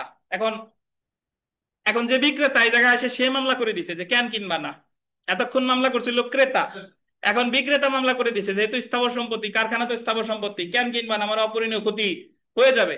তো তখন ওই আহ ক্রেতা সে বলতেছে যে ওর অনার, এই যে দেখেন স্থাবর সম্পত্তি সব ঠিকঠাক আছে, কিন্তু এই জায়গা এই চুক্তিটা হলো বাতিলযোগ্য চুক্তি। কেন? কারণ সে আমারে মিথ্যা কথা বলে প্রতারণা করে আমারে চুক্তি করছে। অ্যাকচুয়ালি তার কারখানায় 100 মণ, 100 বস্তা, 1000 বস্তা সার উৎপাদন, সিমেন্ট উৎপাদন করা যায় না। তো এই ক্ষেত্রেও আদালত ক্রেতারে বাধ্য করতে পারবে না, কারণ এই চুক্তিটা প্রকৃতির কারণে কি বলেন, বাতিলযোগ্য। বাতিলযোগ্য। এছাড়া এই জায়গা থেকে আরেকটা উদাহরণ আছে এরকম, যে হিজবুল সাহেব আর হোসেন মোল্লা, হোসেন মোল্লা নাকি আবুল হোসেন খান নাকি, আচ্ছা, হোসেন খান ইন্দ্রা দুইজন বলছে যে আসো আমরা পার্টনারশিপ ব্যবসা করব, অংশীদারি ব্যবসা। অংশীদারি ব্যবসা করবে, কিন্তু উনাদের যে চুক্তি হয়েছে ওই চুক্তিতে অংশীদারি ব্যবসা কতদিন একসাথে করবে এরকম কোনো মেয়াদ ওই জায়গা নাই। তাহলে 1 বছর করার পর হোসেন খান বলতেছে যে না, আমি তোমার সাথে আর ব্যবসা করব না। এখন হিজবুল সাহেব গিয়ে মামলা করে দিছে যে কেন তুমি ব্যবসা করবা না। এখন হোসেন খান বলতেছে যে ওনার দেখেন মামলা উনি করতেই পারে, কিন্তু এই চুক্তিটা প্রকৃতির কারণে বাতিলযোগ্য। কেন? কেন বাতিলযোগ্য? কারণ চুক্তিতে তো বলে নাই যে এতদিন ব্যবসা করব। তো এতদিন আমি একদিনও করতে পারি, 100 দিনও করতে পারি, বা 10 বছরও করতে পারি। আদালত তো দেখলো তাই, কারণ চুক্তিতে তো কোনো মানে কতদিন একসাথে ব্যবসা করবে সেটা তো ওই জায়গা বলা নাই। তো এই ক্ষেত্রে এটা প্রকৃতির কারণেই বাতিলযোগ্য। তারপরেরটা দেখেন, ট্রাস্টিগণ কর্তৃক সম্পাদিত চুক্তি, ট্রাস্টি শব্দটা গোল্ডেন, ট্রাস্টিগণ কর্তৃক সম্পাদিত চুক্তি যা তাদের গোল দিবেন ক্ষমতা বহির্ভূত, আন্ডারলাইন করবেন, ট্রাস্ট ভঙ্গ করে সম্পাদিত হয়। ক্ষমতা বহির্ভূত এবং কি ভঙ্গ করে? ট্রাস্ট ভঙ্গ করে। তো এই বিষয়টা আসলে কি, ট্রাস্টি, ধরেন ট্রাস্ট যিনি ট্রাস্টি যিনি হন তার একটা সীমাবদ্ধতা আছে যে তিনি এই কাজ করবেন, এই কাজ করতে পারবেন না। এখন তিনি এমন একটা চুক্তি করতে যেটা হচ্ছে তার ক্ষমতা বহির্ভূত। বইয়ের উদাহরণ আছে এরকম, আমরা একটু পড়বো, যে একটা একজন ট্রাস্টি একটা সম্পত্তি বিক্রি করতে পারে 1 লাখ টাকায়, ওই সম্পত্তির বাজার মূল্য 1 লাখ, কিন্তু সে ইচ্ছা করে ওই সম্পত্তিটা বিক্রি করতেছে 20,000 টাকায়। তাহলে এই চুক্তি সুনির্দিষ্টভাবে বলবৎ করা যাবে না। কেন যাবে না? আপনি বলতে পারেন স্যার তার তো ক্ষমতার মধ্যেই 1 লাখ বিক্রি করার কথা, কিন্তু সে তো 20,000 করতেছে, তা ক্ষমতার মধ্যে না, ক্ষমতার মধ্যে না, ক্ষমতার বাইরে। কারণ সে তো 1 লাখ বিক্রি করতে পারতো, সে কেন 20,000 বিক্রি করবে? বুঝতে পারছেন? তাহলে ট্রাস্টিগণ যদি তাদের ক্ষমতা বহির্ভূত কোনো চুক্তি করে সেটারও সুনির্দিষ্ট কার্য সম্পাদন করা যাবে না। তারপরেরটা দেখেন, বিশেষ উদ্দেশ্যে গঠিত কর্পোরেশন, আন্ডারলাইন করবেন, গঠিত কর্পোরেশন বা পাবলিক কোম্পানির পক্ষে বা তেমন উদ্যোক্তা ব্যক্তিগণ কর্তৃক সম্পাদিত চুক্তি যা তাদের গোল দিবেন ক্ষমতার অতিরিক্ত। বিশেষ উদ্দেশ্যে গঠিত কে কে? কর্পোরেশন বা পাবলিক কোম্পানির পক্ষে বা তেমন কোম্পানির উদ্যোক্তা ব্যক্তিগণ কর্তৃক সম্পাদিত চুক্তি যা তাদের ক্ষমতার অতিরিক্ত। এই কথাটার অর্থ কি? ওই একটু পরেই পড়বো, বইয়ের উদাহরণ আছে এরকম, যে রেলওয়ে কোম্পানি, রেলওয়ে যে কোম্পানি তাদের কাজ কি নিয়ে? Rail related. এখন রেলওয়ে কোম্পানির কতগুলো উদ্যোক্তা তারা জমি কিনছে কটন মিলের জন্য, একজনের কাছ থেকে জমি কিনছে কটন মিলের জন্য। এখন সে যখন জানলো যে আমি তো, সে ভাবছে যে জায়গা থেকে রেল লাইন হবে, কিন্তু সে যখন জানছে জায়গা কটন মিল হবে সে বললো যে আমি তোমাদের কাছে বিক্রি করব না। এখন রেলওয়ে কোম্পানিগঞ্জ যে মামলা করে দিছে যে কেন করবো না, সে বলতেছে যে ওনার এই জায়গা তারা যে চুক্তিটা করছে এটা হলো ক্ষমতা বহির্ভূত, কারণ তারা চুক্তি করতে পারে কিসের জন্য? রেলের জন্য, তারা তো কটন মিলের জন্য চুক্তি করতে পারে না। তাহলে এখানে দুইটা বিষয় বলছে ক্ষমতা বহির্ভূত, একটা হলো ট্রাস্টির আর একটা কার? পাবলিক কোম্পানির উদ্যোক্তা। তারপরেরটা দেখেন, যে চুক্তির কার্য সম্পাদন করতে হলে শুরুর তারিখ হতে গোল দিবেন 3 বছরের বেশি সময় ক্রমাগত কাজ করে যেতে হবে। এমন একটা বিষয় নিয়ে চুক্তি হয়েছে, এই চুক্তি যদি কার্য সম্পাদন করতে চান তাহলে লিস্ট 3 বছরের বেশি সময় কাজ করতে হবে। ধরেন পদ্মা সেতু যখন তৈরি হয়, ধরেন চীনের সাথে চুক্তি করছে বাংলাদেশ সরকার যে অমুক চীনের কোম্পানি পদ্মা সেতু তৈরি করবে। এখন পদ্মা সেতু তৈরি করতে আনুমানিক সময় ধরছে ধরেন 7 বছর, যে 7 বছর লাগবে। এখন চীনের কোম্পানি যারা আছে তারা 2 বছর কাজ করার পরে তারা যদি বলে যে আমরা আর পদ্মা সেতুতে কাজ করব না, আমরা যতটুকু কাজ করছি এই টাকা পয়সা আমাদের দিয়ে দেওয়া হোক, বাংলাদেশ সরকার মামলা করছে চীনের বিরুদ্ধে যে তুমি কেন করবা না, তোমার এটা করা লাগবেই, তখন চীনের যে কোম্পানি তারা 21 ধারায় বলবে যে এর ওনার এই যে দেখেন যে যদি কোনো চুক্তির কার্য সম্পাদন করতে 3 বছরের বেশি সময় লাগে তাহলে তাদের কার্য সম্পাদনে বাধ্য করা যাবে না। এই পদ্মা সেতু করতে হলে কত বছরের বেশি লাগবে? 3 বছর। তো এই জায়গায় আমাদের আপনি বাধ্য করতে পারবেন না। যদি এরকম হতো যে 3 বছর বা তার কম লাগবে সেই ক্ষেত্রে আপনি আমার বাধ্য করতে পারতেন। বুঝতে পারতেন? যে কোনো একটা কাজ করতে যদি 3 বছরের বেশি সময় লাগে, সে যদি 1 বছর পরে বললো যে আমি আর করব না, তাহলে তারে আপনি বাধ্য করতে পারবেন না। তাজমহল তৈরি করতে ধরেন 10 বছর লাগবে, এখন 1 বছর করার পর তারা সম্রাট শাহজাহানের কাছে এসে বলতেছে যে আমরা আপনার এই জায়গা কাজ করব না, আপনার আচার ব্যবহার ভালো না, খাইতে দেন না, অনেক সমস্যা আছে, আমাদের বিনোদনের কোনো ব্যবস্থা নাই, তারা বললো যে আমরা এই জায়গা কাজ করব না। সম্রাট শাহজাহান যে 12 ধারা মামলা করে দিছে। এখন শ্রমিকরা বলতেছে যে সুনির্দিষ্ট প্রতিকার আইনের 21 ধারার ওই পয়েন্টটা দেখতে মর্জি হয় যে এই জায়গায় আমাদের তাজমহল তৈরি করতে অ্যাটলিস্ট সময় লাগবে 10 বছর, 10 বছরের বেশিও লাগতে পারে। সো আপনি আমাদের এমন কোনো কাজে বাধ্য করতে পারবেন না যে কাজটা করতে হলে 3 বছর বা তার বেশি সময় লাগবে। তারপরটা দেখেন, বুঝেন না এখনো? যে চুক্তির বিষয়বস্তুর উল্লেখযোগ্য অংশ উভয় পক্ষ বল দিবেন, আন্ডারলাইন করেন, বর্তমান ধরে নিলেও চুক্তি স্বাক্ষরিত হওয়ার আগেই তার বিলুপ্তি ঘটেছে। যখন তারা চুক্তি করতেছে তখন তারা ধরে নিছে যে এই বিষয়বস্তুটা আছে, বাট প্রকৃতপক্ষে তারা যখন চুক্তি করছে তার আগেই এটা বিলুপ্ত হয়ে গেছে। কিভাবে? করিম একটা জাহাজ বিক্রি করবে, জাহাজটা আটলান্টিক সাগরে আছে, আর কিনবে রহিম। তো তাদের মধ্যে চুক্তি হয়েছে যে জাহাজটা ধরেন 2 কোটি টাকায় বিক্রি করছে, বায়না চুক্তি হয়েছে, করিম বিক্রি করছে, রহিম কিনবে। কিন্তু তারা যখন এই জাহাজ বিক্রির চুক্তি করতেছিল করিম তো ধরে নিছে তার জাহাজ আছে, কিন্তু যেদিন চুক্তি হয়েছে তার আগেই জাহাজটা পানিতে ডুবে গেছে। বুঝতে পারছেন? তাহলে এই ক্ষেত্রে ওই চুক্তি সুনির্দিষ্ট কার্য সম্পাদন করা যাবে না। অর্থাৎ রহিম যদি করিমের বিরুদ্ধে মামলা করে যে তুমি জাহাজ দাও, আমি তোমার ক্ষতিপূরণ নেব না, জাহাজ দাও, করিম কোন জায়গা থেকে জাহাজ দিবে? জাহাজ তো চুক্তির আগেই কি হয়ে গেছে? বিলুপ্ত হয়ে গেছে। বুঝতে পেরেছেন? তাহলে যে চুক্তির বিষয়বস্তুর উল্লেখযোগ্য অংশ উভয় পক্ষ বর্তমান ধরে নিলেও স্বাক্ষরিত হওয়ার আগেই তার বিলুপ্ত ঘটেছে। তো এই 8টা ক্ষেত্রের মধ্যে এই 8টা ক্ষেত্র আপনাদের লিখিত পরীক্ষায় খুবই গুরুত্বপূর্ণ, সিরিয়ালি লেখার কোনো প্রয়োজন নাই। আমরা মোটামুটি যা জানলাম, আর্থিক ক্ষতিপূরণ দ্বারা পর্যাপ্ত না হলে, মানে পর্যাপ্ত হলে, আর্থিক ক্ষতিপূরণ পর্যাপ্ত হলে, সূক্ষ্ম অসংখ্য বিবরণ, ব্যক্তিগত যোগ্যতা বা শর্তাবলী নির্ণয় করা যাচ্ছে না, তারপরে আপনার বাতিল যোগ্য, ট্রাস্টি কর্তৃক ক্ষমতা বহির্ভূত চুক্তি, উদ্যোক্তা ব্যক্তিগণ কর্তৃক ক্ষমতা বহির্ভূত চুক্তি, তারপরে যে চুক্তি সম্পাদন করতে 3 বছরের বেশি সময় লাগে, তারপরে যে চুক্তির বিষয়বস্তু উভয় পক্ষ বর্তমান ধরে নিলেও আগেই কি হয়ে গেছে? বিলুপ্ত হয়ে গেছে। বুঝতে পেরেছেন?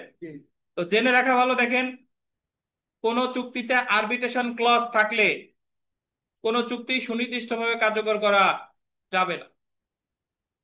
না থাকলেও আছে অবশ্যই, এক জায়গায় একটু লিখে রাখেন যে আরবিট্রেশন ক্লজ থাকলে সুনির্দিষ্টভাবে কার্যকর করা যাবে না।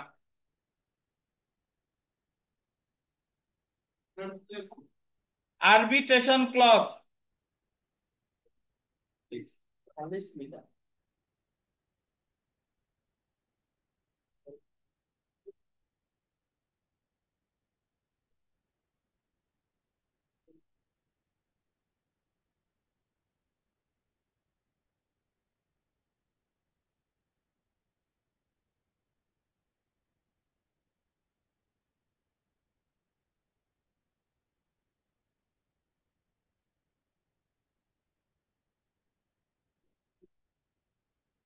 আরবিট্রেশন ক্লজ থাকলে কোন চুক্তি সুনির্দিষ্টভাবে কার্যকর করা যাবে না। আরবিট্রেশন ক্লজ থাকলে কোন চুক্তি সুনির্দিষ্টভাবে কার্যকর করা যাবে না, এটা লেখেন।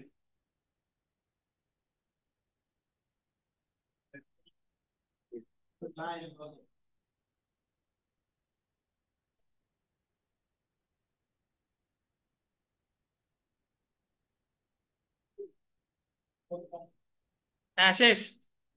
আরবিট্রেশন ক্লজটা কি এটা একটু শুনেন। আরবিট্রেশন ক্লজ মানে হলো সালিসি করার বিধান। যে আপনারা দুইজন একজন আরেকজনের সাথে বাড়ি বিক্রি করতে চাইছেন, চুক্তিতে লেখা আছে যে ভবিষ্যতে কেউ যদি বাড়ি কিনতে না চায় বা কেউ যদি বাড়ি বিক্রি করতে না চায়, তাহলে আমরা এই বিষয়টা অমুকের কাছে সালিসি করে নিষ্পত্তি করব। অমুকের কাছে যে সালিসি করে যে নিষ্পত্তি করব, এটা হলো আরবিট্রেশন ক্লজ। কোন চুক্তিতে যদি এই ধরনের শর্ত থাকে, তাহলে আপনি 12 ধারা মামলা করে কোনো প্রতিকার পাবেন না। বুঝতে পারছেন? তাহলে 21-এর সাথে আরো একটা যোগ হবে, সেটা হলো আরবিট্রেশন ক্লজ। আরবিট্রেশন ক্লজ থাকলে 12 ধারার ডিগ্রি দিবে না। তাহলে আপনারা, আমরা ওই যে যে জায়গা 12 ধারা করছিলাম ওই জায়গা ফেরত আসেন।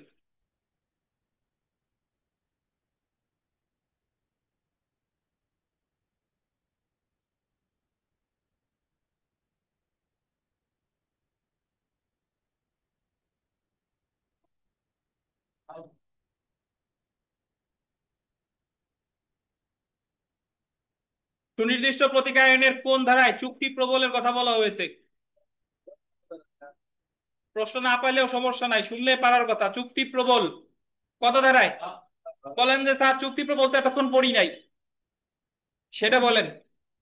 শুনেন, ইংরেজিতে বলে স্পেসিফিক পারফরমেন্স অফ কন্ট্রাক্ট, বাংলায় চুক্তি সুনির্দিষ্ট কার্য সম্পাদন, চুক্তি প্রবল, চুক্তি প্রতিপালন, এগুলা বলে।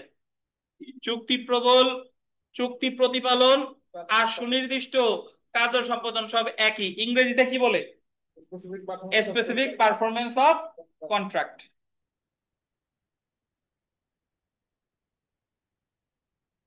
এই প্রশ্নটা দেখেন 2015 সালে এসেছে। নিম্নের কোনটি আইন অনুযায়ী বলবৎযোগ্য? আইন অনুযায়ী বলবৎযোগ্য। এ বি কে ব্যক্তিগত সেবা দেওয়ার চুক্তি করে, ব্যক্তিগত সেবা দেওয়ার চুক্তি করে, এটা কি বলবৎ করা যাবে? সেবা, সেবা তো তার ব্যক্তিগত যোগ্যতা, তারা বাধ্য করা যাবে না। এ বি কে বিবাহ করার চুক্তি করে, এটাও ব্যক্তিগত যোগ্যতা বা ইচ্ছার উপর নির্ভর করে, ইচ্ছার উপর। বা অসংখ্য সূক্ষ্ম বিবরণ যে কোনো একটা বলতে পারেন। লেখক এ প্রকাশক বি এর সাথে একটি উপন্যাস রচনার চুক্তি করে, অসংখ্য সূক্ষ্ম বিবরণ। তাহলে খ নাম্বারটা দেখেন, এ বি এর সাথে সম্পত্তি বিক্রয়ের চুক্তি করে, তাহলে সম্পত্তি বিক্রয়ের যে চুক্তি, এটা বলবৎ করা যেতে পারে।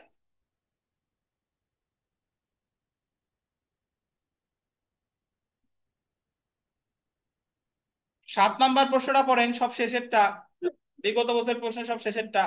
চুক্তি সুনির্দিষ্ট কার্য সম্পাদনের কোনো মামলায় যে ক্ষেত্রে কোনো সময়কাল নির্ধারিত নেই, সেক্ষেত্রে তামাদি মেয়াদ গণনা আরম্ভ হবে অস্বীকৃতির বিষয় জানার তারিখ হতে। আর যদি কোনো সময় নির্ধারণ থাকতো,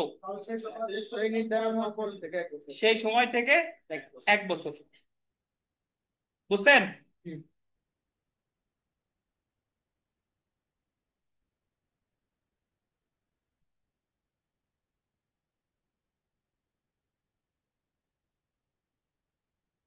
সেলফ প্র্যাকটিসের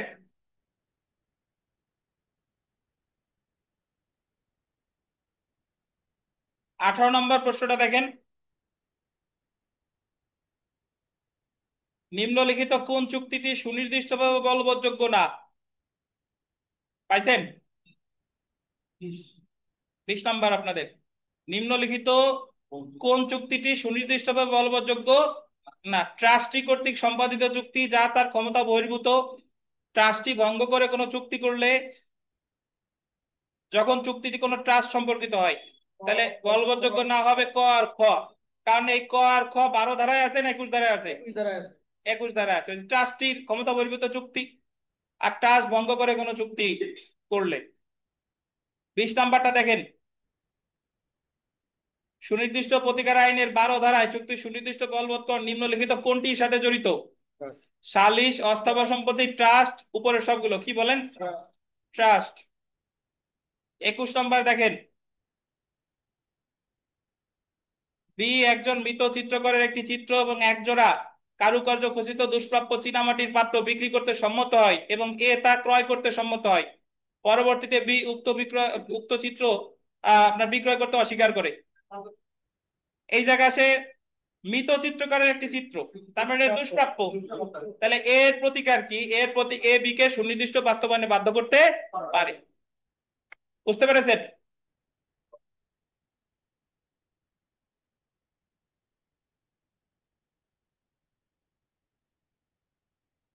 23 নাম্বারটা দেখেন, এ বি এর নিকট একটি গাড়ি 1000 টাকায় বিক্রয়ের জন্য চুক্তিবদ্ধ হয়। বি ক্রয় মূল্য, বাড়ি বাড়ি কত টাকা? 1000 টাকা। বি ক্রয় মূল্য প্রদান করলেও এ বাড়ি বিক্রয় করতে অস্বীকার করে। বি এর প্রতিকার কি? বি একে সুনির্দিষ্ট কার্য সম্পাদনে বাধ্য করতে পারে। কেন পারে বলেন?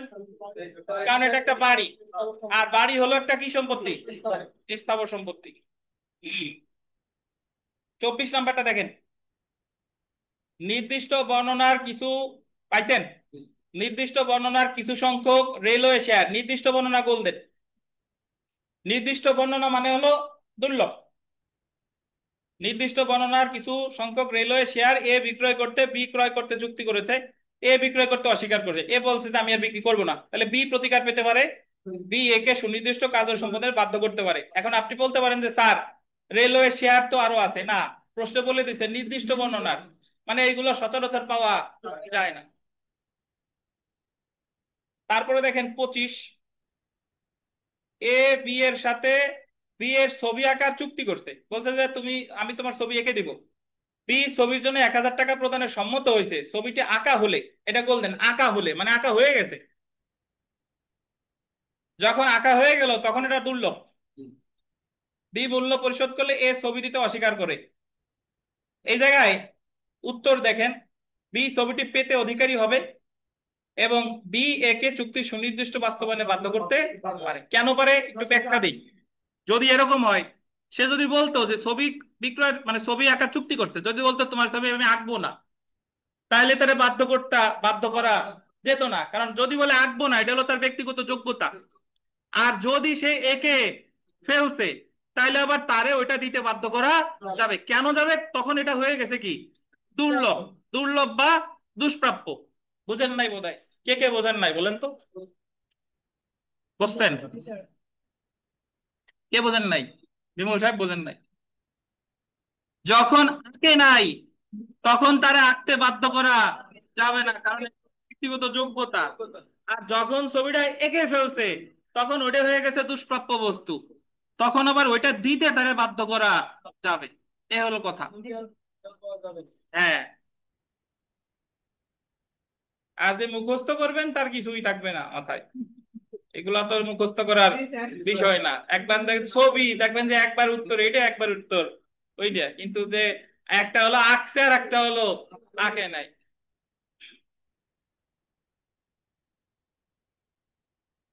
তো আজকে আমরা একটু কম পড়বো, আগামীকাল 5টায় আসেন। আর এখন আপনাদের পরীক্ষা অনুষ্ঠিত হবে, বসেন, পরীক্ষার প্রশ্ন দিব। হ্যাঁ।